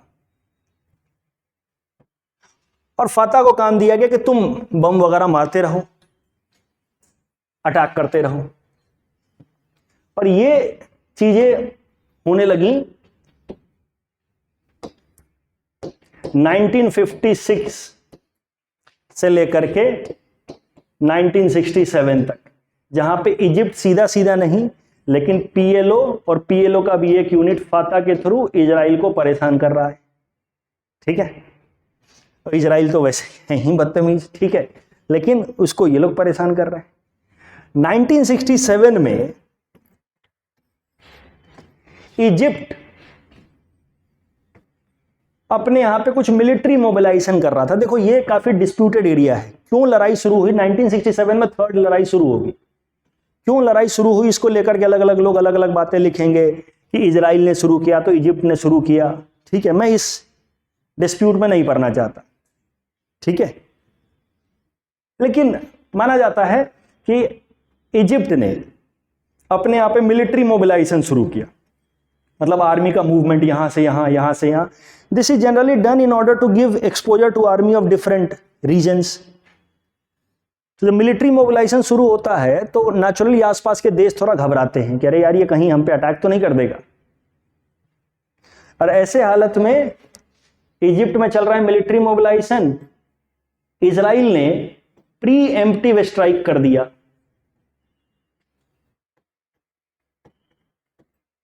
इजिप्ट के ऊपर प्री एम्प्टिव स्ट्राइक, प्रिवेंटिव, कि तुम एक्शन में आ ही रहे उसके पहले हम तुम पे बम मार दिया। Right, preemptive, before you attack me. ठीक है, और प्री एम्प्टिव जब स्ट्राइक किया इजिप्ट पे तो Egypt counter attack, retaliated, and this led to beginning of third Arab Israel war. देखो इजराइल पूरी तरह से तैयार था। क्यों लोग कहते हैं कि अरे यार देखो इजिप्ट ने प्रोवोक किया, इजराइल ने शुरू किया, जो भी है, मुद्दा यह है कि मैं क्यों मानता हूं कि इजराइल ने शुरू किया। क्योंकि वॉर वही शुरू करता है जिसको पता होता है कि वॉर से मुझे फायदा होने वाला, जो तैयार होता है। तो समझ जाइए अगर वॉर में कोई जीत रहा है आसानी से, इसका मतलब शुरू उसी ने किया है। ठीक है, इजराइल पूरी तरह से तैयार था 1967 वॉर में। इजिप्ट पे उसने कहा कि तुम मिलिट्री मोबिलाइजेशन कर रहा है, हमको लग रहा है तुम हम पे अटैक करने वाला है, ये लो। ठीक है, अटैक कर दिया उसने, एयर अटैक किया। इजिप्ट को तो रिटेलिएट करना ही था। ठीक है, अब उसके बाद लगे हाथ इजराइल ने इजिप्ट को पीटा और ऑफिशियली ये लैंड इजिप्ट ने क्या बोला था कि हम दे देंगे जब पैलेस्टीनियन स्टेट बनेगा तब। पैलेस्टीनियन स्टेट कभी बना ही नहीं, इजराइल बन गया, पैलेस्टीनियन तो कभी बना ही नहीं। इजिप्ट ने कहा था हम दे देंगे, लेकिन अब जब बनाओगे तब देंगे ना, जब तुम बाउंड्री लगाने आओगे तब देंगे। जॉर्डन ने कहा था ये हम दे देंगे, जब बनाओगे तब दे देंगे। इजराइल ने लड़ाई शुरू कर दी, और सिर्फ इजिप्ट से नहीं, इजिप्ट से लड़ाई करके पहले गाजा छीन लिया, अक्वायर कर लिया, और जॉर्डन से लड़ाई करके ये वेस्ट बैंक छीन लिया, और लगे सीरिया से लड़ाई करके गोलन हाइट छीन लिया। गोलन हाइट जो है ये वांटेज पोजीशन आप कह सकते हैं, थोड़े से हाइट्स पे है, माउंटेन है। अगर आप यहाँ पे आपको मिल जाता है स्टैंडिंग पॉइंट, तो आपका एक अच्छा व्यू मिल जाता है पूरे सीरिया को कवर करने का, कि क्या हो रहा है सीरिया में उसको देखने का। तो similar kind of advantage was with Syria because of this Golan Heights, कि इजराइल में क्या हो रहा है वो देखने का, इसको कहते हैं वांटेज पॉइंट। वही कारगिल में इंट्रूडर्स ने हमसे छीन लिया था, जिस कारण से हमारे तरफ से कैजुअलिटी ज्यादा हो रही थी। तो क्यों मुझे लगता है कि 1967 वॉर इसी ने शुरू किया, क्योंकि इसने गाजा छीन लिया। इसने गाजा तो छोड़िए, सिनाई पेनिनसुला, इतना बड़ा लैंड, इसी सिनाई पेनिनसुला में आपको दिखाऊंगा आगे, वो छीन लिया। वेस्ट बैंक छीन लिया, सीरिया से गोलान हाइट छीन लिया। सीरिया और लेबनान कह रहे हैं कि भाई हम तो, सीरिया और जॉर्डन कह रहे हैं कि हम तो लड़ाई में थे भी नहीं, लेकिन तुम अरब हो तो अब तुम पिटो। लड़ाई शुरू हुई है तो तुम कर सकते हो हम पे अटैक, तो हम तुम पे अटैक कर दिया। You see the size of Sinai peninsula, this one, not just this much land that was also forcefully acquired at that time। और माना जा रहा है कि इसने अपना 200% लैंड बढ़ा लिया इजराइल ने। ठीक है, यूनाइटेड नेशन में मामला पहुंचा कि यार हम लोग तो इसको सताया हुआ समझते थे कि अपना देश जैसे तैसे बना रहा है, ये क्या कर दिया इसने। 1967 was height of aggression from Israel. 1949 में तो जैसे तैसे 48 में बचा था, 56 में भी उसके कहने पे लड़ा था, तुरंत चुपचाप से हट गया था पीछे। 67 वाज हाइट। यूनाइटेड नेशन ने रेजोल्यूशन पास किया, रेजोल्यूशन नंबर 242, बोला स्टेटस को आनते, मतलब जहां थे लड़ाई से पहले वहां हटो। इसने कहा नहीं हटूंगा। मुद्दा ऐसा कि हम लोग खाली चाइना चाइना चाइना कहते हैं कि चाइना इंटरनेशनल कन्वेंशंस को ब्रेक करता है, रेस्पेक्ट नहीं करता है। उससे बहुत पहले इजराइल है, ठीक है। यूएन के रेजोल्यूशन कहता है नहीं करूंगा। चाइना तो फिर भी कहता है कि यूएनसीएलओ का कोई जुरिडिक्शन नहीं है, इसलिए मैं नहीं मान रहा हूं 9 डैश लाइन में, ये कह रहा नहीं हटूंगा, नहीं करूंगा। वाई वी आर सेइंग कि this time it might lead to world war 3, because Israel is considered to be irresponsible power when it comes to aggression, then it gives zero respect or scant respect to international conventions, कि अब जो होगा वो देखा जाएगा। तो यहां दिख रहा आपको रेजोल्यूशन नंबर 242 कह रहा नहीं फॉलो करूंगा। अब इसके पास ये गाजा स्ट्रिप वाला लैंड तो आ गया, ठीक है, इजराइल के पास, लेकिन अभी तो फोर्सफुली अक्वायर किया हुआ इसने, उस पे वो जाकर के सीधा सीधा रूल नहीं कर सकता था, ठीक है, सीधा अपने टेरिटरी में मिला नहीं सकता था, क्योंकि उसको लग रहा था कि ज़्यादा कॉम्प्लिकेशंस हो जाएगा, यूएस वगैरह जो है वो बहुत परेशान करेंगे। तो उसने यहाँ पे उसकी जो सीक्रेट एजेंसी है, बहुत स्ट्रांग एजेंसी मानी जाती है मोसाद इजराइल की, उसने यहाँ पे एक ग्रुप बनवाया, मौजमा अल इस्लामिया, एक चैरिटी ग्रुप, एक चैरिटी ग्रुप बना, उसका लीडर बनाया गया, मतलब मुस्लिम ग्रुप ही बनाया, और चैरिटी ग्रुप को इतना फंड देना शुरू किया इजराइल ने कि तुम यहाँ पे हॉस्पिटल्स बनाओ, रोड्स बनाओ, स्कूल्स बनाओ, कॉलेजेस बनाओ, कि यहाँ के मुसलमानों का बिल्कुल आउटलुक ही बदल जाए, वो बिल्कुल मॉडर्न हो जाए, फिर वो कहें कि ठीक है यार हम इजराइल में ही हमें मिला लो। मतलब तुम अपनी पॉपुलैरिटी बढ़ाओ और फिर तुम तो हमारे साथ हो ही, बाद में धीरे धीरे तुम्हें एक एसोसिएट स्टेट या कुछ बना लेंगे। That was the plan. सीधा सीधा मिलाना खतरनाक हो सकता है, पहले लोगों का माइंडसेट बदलते हैं। इससे ये बनाया गया मौजमे अल इस्लामिया, यही बनेगा बाद में हमास, ठीक है, अभी बनाया गया इसको, ठीक है, इसी ने बनाया है, आज यही हमास इसको पीट रहा है, ठीक है। बाद में 1979 में इजराइल ने कहा कि देखो यार ये मौजमे अल इस्लामिया इतना अच्छा काम कर रहा है, हम इसको रिकॉग्नाइज करते हैं, इसके काम को, ये बहुत अच्छा काम कर रहा है गाजा में, कीप इट अप। वो बात अलग है कि उसने खुद ही बनवाया था, लेकिन बीच में एक इंसिडेंट हुआ 1973 में, इसी 1973 ये सबसे मैसिव वॉर माना जाता है, और इसके 50 साल बाद सीधा अब लड़ा जा रहा है, ठीक है। 6 अक्टूबर को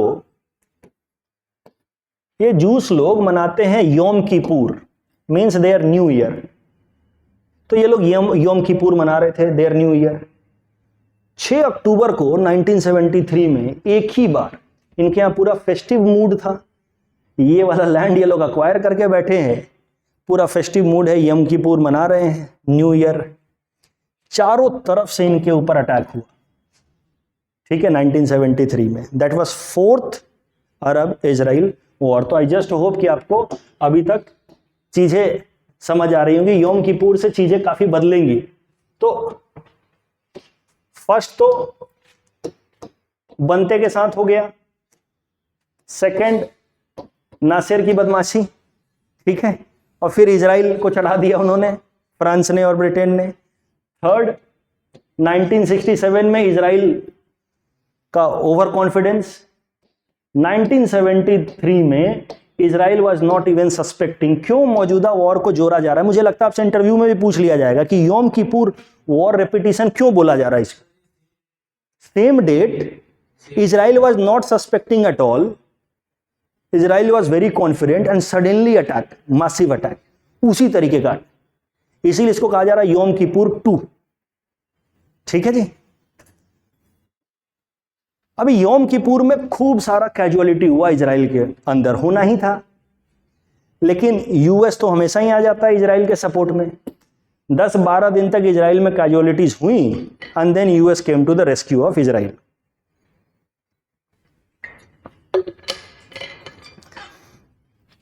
और जब एक बार यूएस आ जाएगा सपोर्ट में तो फिर सारे मुस्लिम कंट्रीज हार गए धीरे धीरे। इजराइल ने अकेले फिर कहा कि देखो सबको हरा दिया।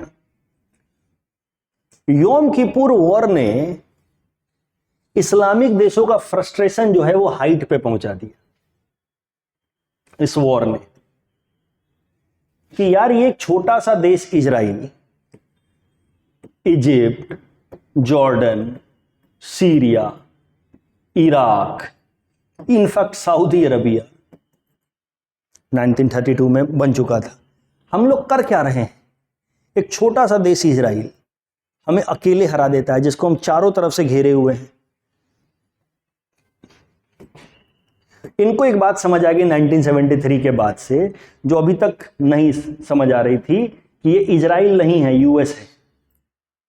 और अब अगर इसको हराना है तो इसको नहीं टारगेट करना होगा, इसको करना होगा। और इस पे अटैक ऐसे वेपन से नहीं करना है, इस पे अटैक करना है स्ट्रैटेजिक तरीके से। और लगा दिया ऑयल एम्बार्गो, इसको कोई तेल नहीं बेचेगा।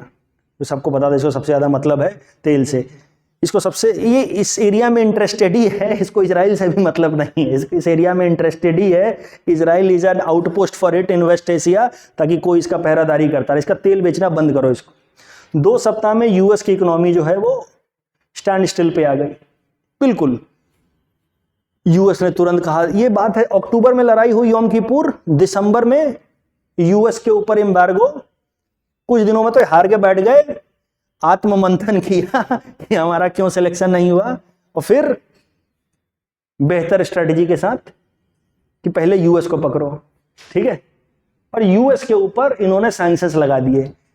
कैजुअलिटी हो गया इंडिया का जी। मतलब कैसे? यूएस के ऊपर सैंक्शंस लगाए, यूएस पहुंचा इनके पास कि भाई तुमको क्या चाहिए, इजराइल की बात हम पे क्यों थोप रहे हो? तो यूएस कभी नहीं दिखाता कि हम लड़ रहे थे, तुमको चाहिए क्या? इन्होंने कहा कि नहीं, हम तुम्हें ऑयल नहीं देंगे। यूएस ने कहा यार चाहिए क्या, तुम, हर चीज की कीमत होती है। I will give you an offer that you can not refuse, तुम पैसा बोलो। अरब कंट्रीज ने कहा अच्छा पैसे की बात करते हो, रुको बताते हैं तुम्हें। मीटिंग करके एक गलती कर दी उन्होंने, उनको कहना था कि नहीं हमें तुम्हें बेचना ही नहीं है, हमें तुम्हारी शकल ही पसंद नहीं है।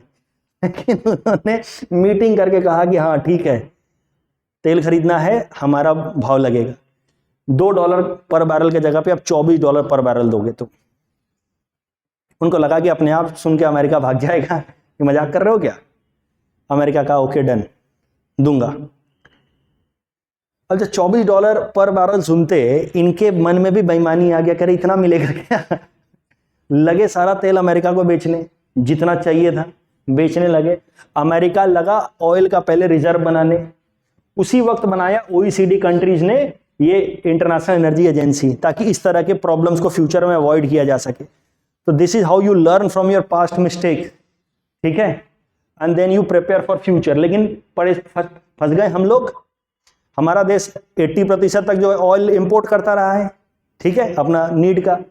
अब जब सब अमेरिका को बेचने लगे $24, हमने कहा यार तेरा नहीं, अमेरिका $24 ले रहा, हम $24 दे नहीं सकते थे। हमारा 2 का $4 भी हो गया तो हम फंस गए। हमारे देश में जब तेल महंगा हुआ तो उस टाइम में हाइपर इन्फ्लेशन के माहौल बने। हाइपर इन्फ्लेशन के कारण हमारे देश में अनएम्प्लॉयमेंट का प्रॉब्लम बढ़ा, लोगों की तकलीफें बढ़ी। 1971 में इंदिरा गांधी नेशनल हीरो बनी थी after the liberation of Bangladesh. 1974 तक बिकॉज ऑफ इकोनॉमिक प्रॉब्लम्स, और ये इकोनॉमिक प्रॉब्लम शुरू हो रही है वेस्ट एशिया से।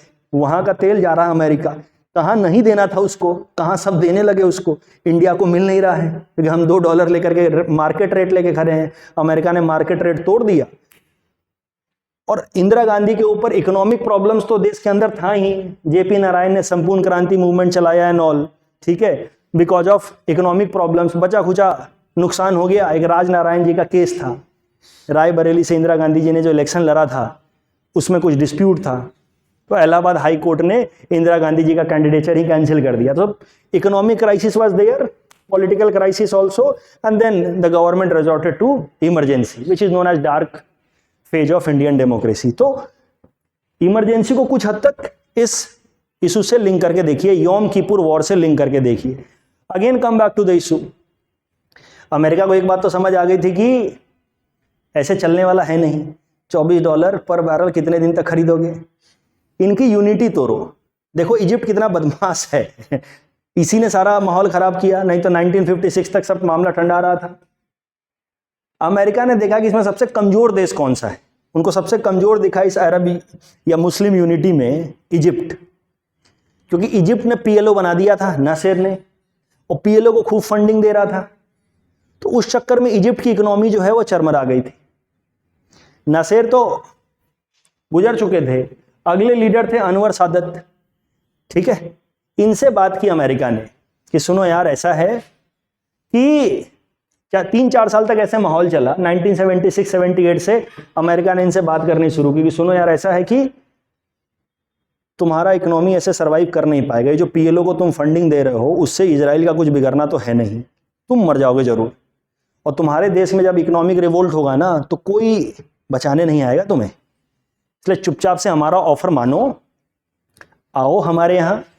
अमेरिका का जो प्रेसिडेंट है उसका प्रेसिडेंशियल स्वीट कह लो, मैरीलैंड यूएस में है, कैंप डेविड, वहाँ बुलाता है वो अपने खास दोस्तों को, खास गेस्ट्स को, आओ कैंप डेविड में चर्चा करते हैं, बातचीत करते हैं।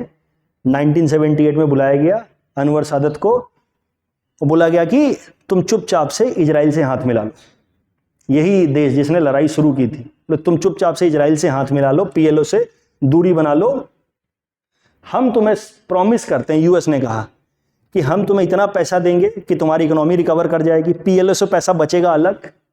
इसने कहा बाकी अरब कंट्रीज, बोले सबको हम देख लेंगे यार, सब खरीदने में प्रोसेस में हैं, सब बिक रहे हैं धीरे धीरे, तो सबको अंदर से अमेरिका ने पैसे के दम पे तोड़ना शुरू कर दिया।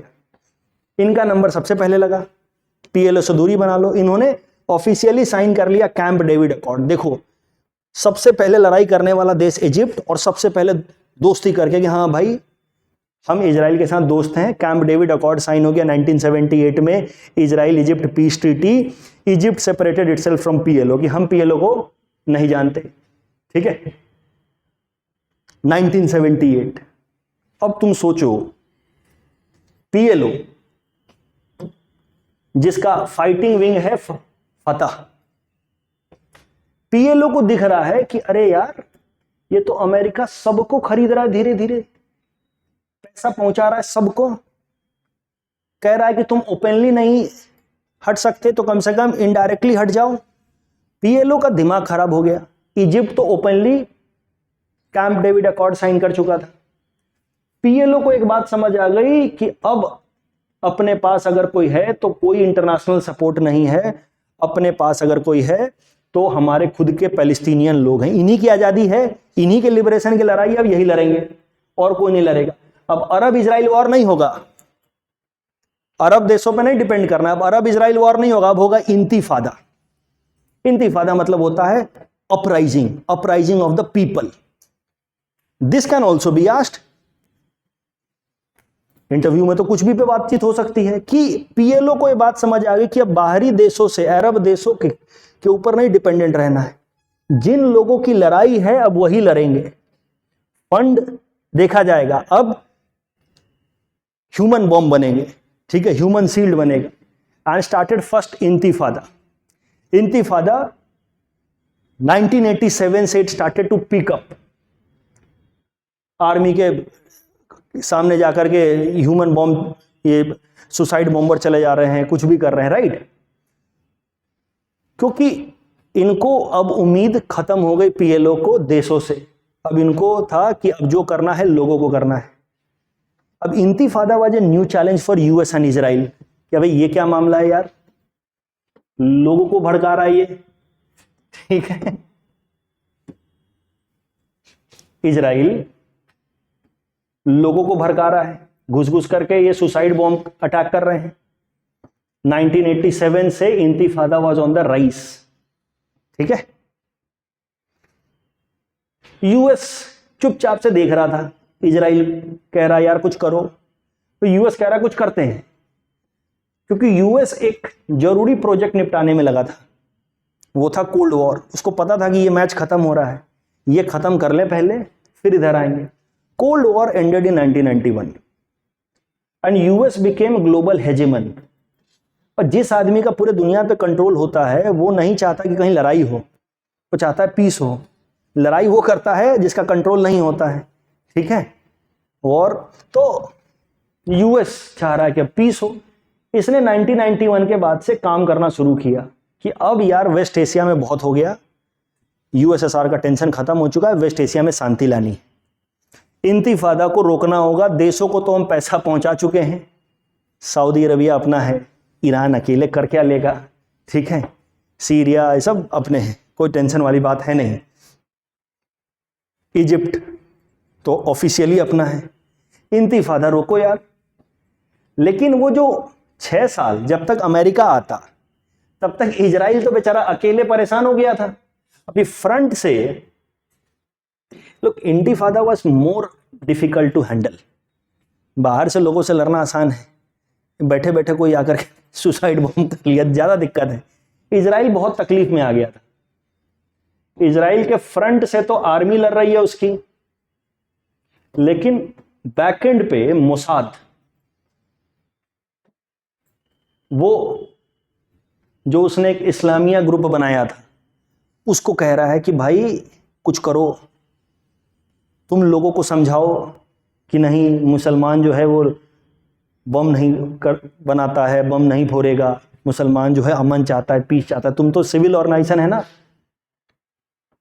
तो ये कह रहा है इस्लामिया कि भाई देखो, मेरा जो है इमेज हो गया है खराब, सबको समझ आ गया है कि मैं तुमसे मिला हुआ हूं, ठीक है, मेरी बात कोई सुनेगा नहीं।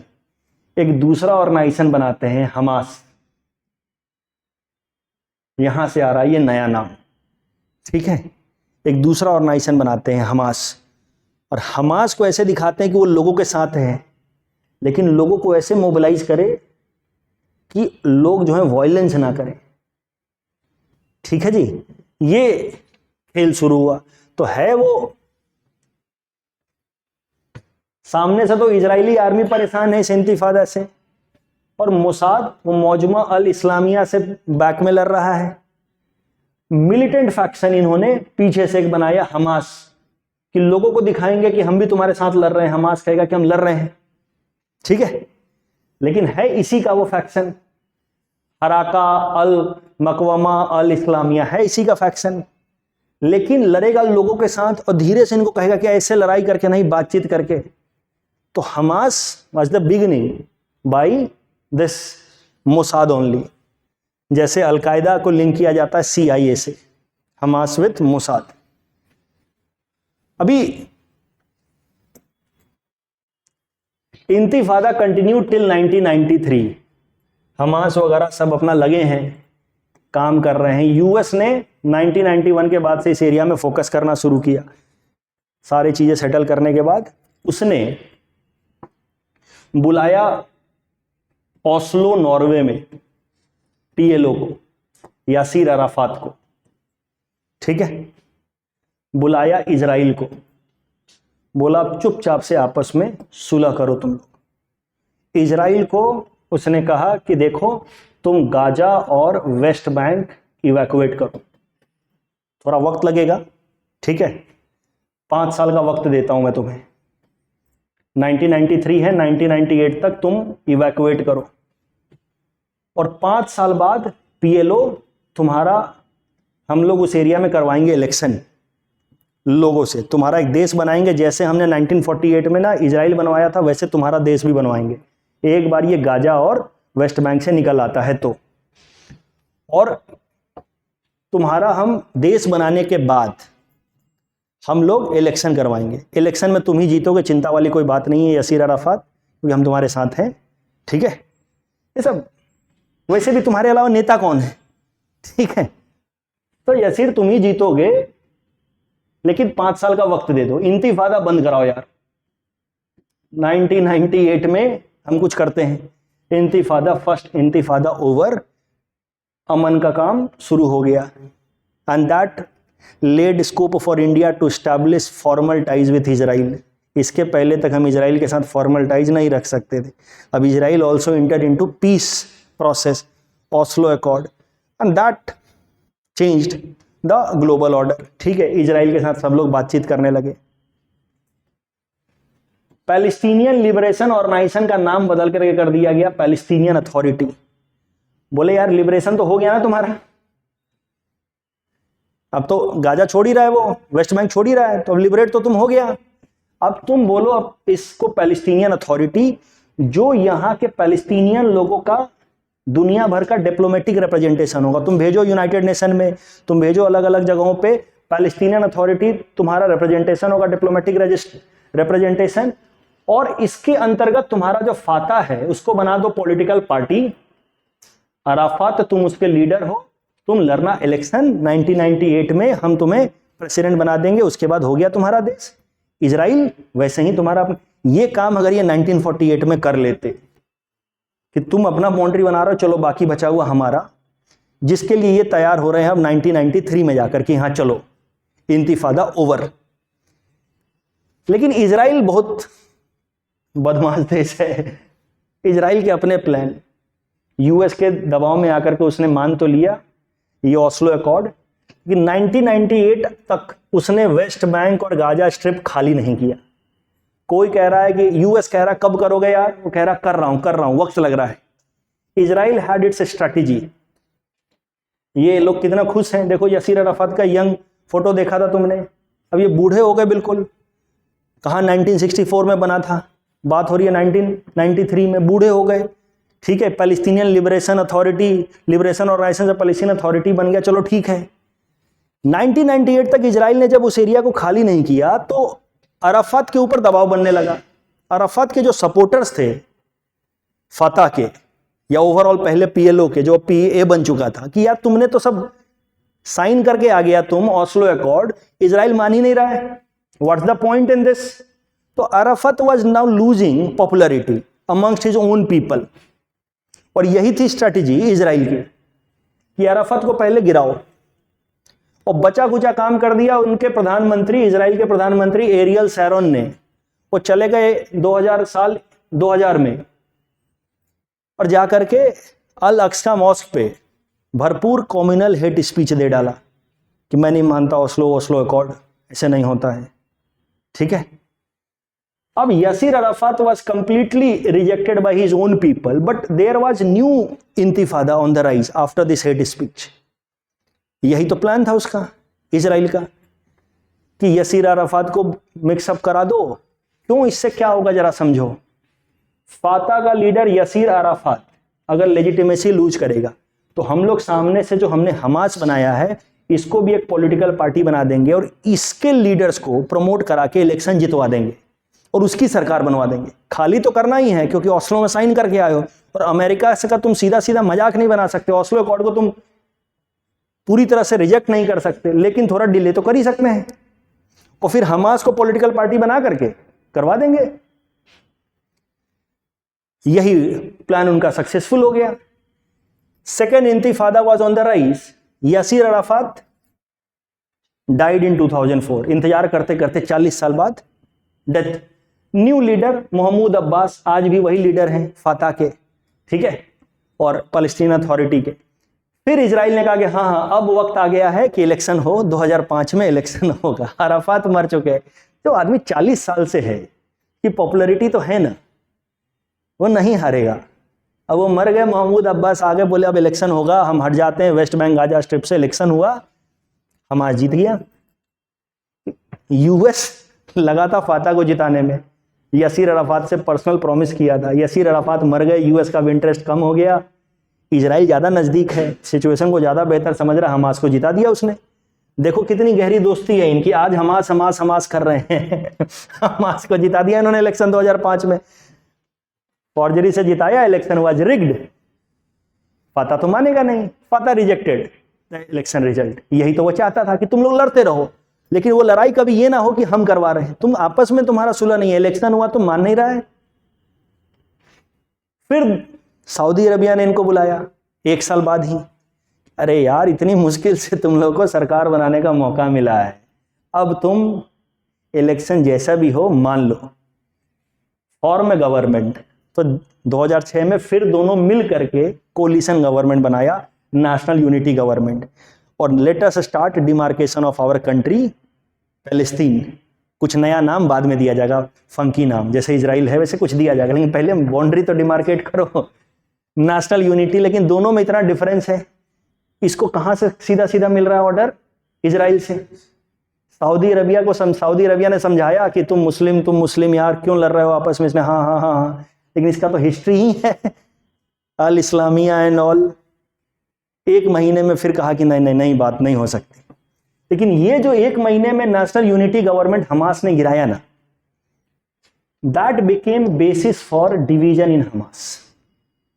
यहां कुछ लोगों को समझ आ गया, हमास के अंदर वालों को, कि इजराइल हम लोग का फायदा उठा रहा है। कुछ लोग सच में रहना चाहते थे फतह के साथ, हमास के, और कुछ जो है अभी भी प्रो इजराइल काम करना चाहते थे, और कुछ फतह के साथ रहना चाहते थे कि वी विल रिमेन विद फतह। वेस्ट बैंक में फतह है, यहां हम हैं हमास। अच्छा तो है, सरकार बन रही है, 2 स्टेट है, लेकिन कुछ हमास वाले जिनको इजराइल से पैसा पहुंच रहा है, नहीं नहीं नहीं, शांत नहीं होंगे। ये जो एंटी इजराइल हमास बन रहा था, जो फतह के साथ अलाइनमेंट कर रहा था, इसको ईरान और सऊदी अरबिया दोनों सपोर्ट कर रहे, फंडिंग कर रहे 2006 से। और क्योंकि वेस्ट एशिया की पॉलिटिक्स आपको पता है ट्रायंगुलर है, Iran, Saudi Arabia and Israel. जब इनके आपस की बातचीत होती है तब इनको शिया सुन्नी याद आता है, लेकिन जब इनकी इससे बातचीत होती है तब इनको मुसलमान और जूस याद आता है। वहां ये एक साथ होते हैं, ठीक है। तो यहां पे ये लगभग एक साथ है, भले आंख से आंख ना मिलाएं लेकिन सपोर्ट करते हैं अपने तरफ से। तो फाता को और हमास को कह रहे हैं कि साथ रहो, अपनी सरकार बनाओ, इजराइल के जो एस्पिरेशंस हैं उसको मत पूरा होने दो, क्योंकि हम लोग अल्टीमेटली हैं मुसलमान भाई, राइट। शिया सुन्नी देखा जाएगा। इस चक्कर में हो गया हमास के अंदर डिवीजन। और ये वाला जो हमास है, ये गाजा एरिया से कोशिश करता रहता है इजराइल के ऊपर अटैक। 2021 में भी किया था। 2021 वाला अटैक 2 दिन में हवा में खत्म हो गया, तो उसको देख करके लग गया कि ये हमास का अटैक है, 2 दिन में खत्म। इजराइल इतना मजबूत देश है, हमास का अटैक है। लेकिन जब 2023 में हुआ है, इस बार इजराइल पूरी तरह से एक बार के लिए डिसरप्ट हो गया। ये सबको पता है, ये अकेले इन दोनों के बस का नहीं है, इनका काम नहीं है, ये इतना प्लान्ड अटैक ये नहीं कर सकते। अब इसके पीछे है कौन? तुम है या तुम है, ठीक है, दैट इज द क्वेश्चन। क्योंकि इनके बस का तो नहीं है। तो सऊदी अरबिया कहेगा कि मैं हो ही नहीं सकता, क्योंकि मैं तो खुद अभी अब्राहम अकॉर्ड में जा रहा था, मैंने तो वेस्ट एशिया की पॉलिटिक्स को बदलने का फैसला कर लिया था। I can not be there. West Asia की पॉलिटिक्स ट्रायंगुलर है, मैं मानता हूं, शिया सुन्नी, मुसलमान जूस। लेकिन आजकल हम इसके साथ हो रहे थे। हमने पहले यूएई को बोला कि इसके साथ दोस्ती करो, अब्राहम अकॉर्ड, और धीरे धीरे हमारा बैक ट्रैक चैनल इसके साथ नेगोशिएशन चल रहा था। तो धीरे धीरे ये ट्रायंगुलर से बाइलैटरल हो रहा था, हम लोग एक साथ आ रहे थे, ठीक है। ईरान अकेला पड़ रहा था, यानी कि सऊदी अरबिया का तो सीधा सीधा, अगर हम आज के डेट में सोचें कि किसने कराया attack, it can not B Saudi Arabia, because Saudi Arabia itself is jumping from this orbit to this orbit. It is becoming pro-Israel. Abraham Accord is the case. अब ईरान जो है उसको दिख रहा होगा कि मैं अकेला पड़ जाऊंगा पूरे वेस्ट एशिया में, इजराइल और सऊदी भी साथ हो जाएंगे, और इनके साथ यूएस तो हैं ही, ये लोग I2U2 कर रहे हैं, और मैं पूरी तरह से अकेले पड़ जाऊंगा वेस्ट एशिया में। तो वेस्ट एशिया में बाइलैटरल से अच्छा है ट्रायंगुलर। ये मुस्लिम मुस्लिम वाला फीलिंग कम नहीं होना चाहिए, ये दोनों साथ नहीं आने चाहिए। तो एक कारण हो सकता है कि ईरान इसके पीछे हो, क्योंकि ये हमास के बस का नहीं है ये attack, right. Iran might be disrupting Abraham accord. But और थोड़ा सोचा जाए तो इसमें अंकल सैम जो कहते हैं, बॉस का हाथ हो सकता है, यूएस का, ठीक है। ये सब इंटरव्यू में ही काम आएगा कि आपको क्या लगता है, ये सब राइटिंग में काम नहीं आता, वो बातचीत कर सकते, तुमको क्या लगता है, हाल फिलहाल में जो डेवलपमेंट्स हुए हैं उसके कारण ये अटैक हुआ है, तुम्हें नहीं लगता? देखिए, आपको पता है कि चाइना ने ईरान के साथ $400 बिलियन का एग्रीमेंट साइन किया। चाइना ने सऊदी अरबिया के साथ स्ट्रैटेजिक पार्टनरशिप साइन की, और चाइना ने वो कर दिया जो यूएस ना कभी कर सकता था, ना कभी करने का सोच रहा था, वो था ईरान और सऊदी अरबिया को साथ लाना। और सऊदी अरबिया और इजराइल साथ आ ही रहे हैं थ्रू अब्राहम अकॉर्ड। तो यूएस को कहीं ना कहीं दिख रहा होगा कि अरे यार ये तीनों एक साथ हो जाएंगे, और तीनों एक साथ होकर के किसके साथ हो जाएंगे? चाइना के साथ। मैं इन दोनों को साथ ला रहा था, मैं इसको कभी इसमें ला भी नहीं सकता था, क्योंकि हमारी तो दुश्मनी दुनिया जानती है 1979 से, इसके साथ मैं कभी आ नहीं सकता। और काटसा लॉ वगैरह पता नहीं कितने और कारनामे हमने हाल फिलहाल में कर दिए हैं। अब ये तीनों साथ में आ गए और चाइना के साथ आ गए, मैं I2U2 बनाता भी रह जाऊंगा, लेकिन ये तो उसमें नहीं है। China will have stronger footprint. तो अब एक ऐसा बम फोड़ो कि वापस से स्टेटस को में पहुंच जाओ। ये दोनों फिर साथ नहीं आएंगे। जब ये दोनों साथ नहीं आएंगे तो चाइना के पास मजबूरी हो जाएगी, अब इसको चुनो नहीं तो इसको चुनो। हम तो बहुत पहले से मैनेज करते आ रहे हैं तीनों में, यूएस तो कहेगा हम तो बहुत पहले से मैनेज कर रहे हैं। चाइना ने काफी समझदारी से, China was having alliance with Israel. Look, people are losing interest in US, to be very honest. China is appearing as a credible alternative, and these three are coming together. And in this group, ये तीन दोस्तों में एक ऐसा है जो US के साथ कभी हो नहीं सकता, लेकिन ये तीनों चाइना के साथ हो सकते हैं। यूएस ने बम फोड़ दिया, ये तीनों अलग हो जाओ। अब चाइना के लिए वापस से एक बैलेंसिंग एक्ट शुरू कर दो, अब या तो ये नहीं तो ये, और हम तो पहले से कर रहे हैं और हमारा तो फंडा पहले से क्लियर है कि हम इसके साथ नहीं है। इंडिया के लिए इन्होंने प्रॉब्लम नया खड़ा कर दिया। अगेन, कुछ वेस्ट एशिया में पॉलिटिक्स को मैनेज करना, फॉरेन पॉलिसी को मैनेज करना is the most difficult one, because it requires a tight rope walk and not just on two sides. It's a very unique type of challenge, 3 sides of threat. India में अगर हम Israel के साथ दोस्ती करते हैं तो पाकिस्तान कहेगा कि एंटी मुस्लिम है। इजराइल के साथ अगर नहीं करते हैं तो हमारा मॉडर्न वेपन मॉडर्नाइजेशन ये सब कैसे होगा। यूएस के साथ इजराइल अलायंस है, हम चाइना के साथ कभी हो नहीं सकते। सो ये जो प्रॉब्लम किया है यूएस ने, अगर हु आर वी, अगर किया है तो इंडिया के लिए ज्यादा बड़ा प्रॉब्लम कर दिया, because US always had clarity कि मुझे ये नहीं चाहिए, हमें तो तीनों चाहिए चाइना की तरह। अब हम वापस से फंस गए हैं। So this was my understanding about this issue. इससे भारत का इंटरेस्ट कहाँ कहाँ हैम्पर हुआ या हो सकता है, मौजूदा हालत में क्या सिचुएशन है, और वर्ल्ड हिस्ट्री। मुझे लगता है कि इस पर्टिकुलर इवेंट के थ्रू ही हमने वर्ल्ड हिस्ट्री के बारे में काफ़ी कुछ जाना। अगर वक्त रहेगा तो कम से कम 5-6 इस तरह के टॉपिक्स हम डिस्कस करेंगे करंट अफेयर्स के, जो आपको लगता है आप भी बताना। इससे हमें, मुझे लगता है कि इंटरव्यू बोर्ड के सामने बातचीत करने में काफ़ी ज़्यादा आसानी होगी। आंसर लिखना एक बात होती है और किसी मुद्दे पे बातचीत करना अलग बात होती है। इंटरव्यू बोर्ड के सामने यू नीड टू टॉक। ठीक है जी, तो आगे इस तरह का 1-2 सेशन कुछ और रखेंगे। ठीक है, चलिए फिर मिलेंगे। Thank you for attending the session.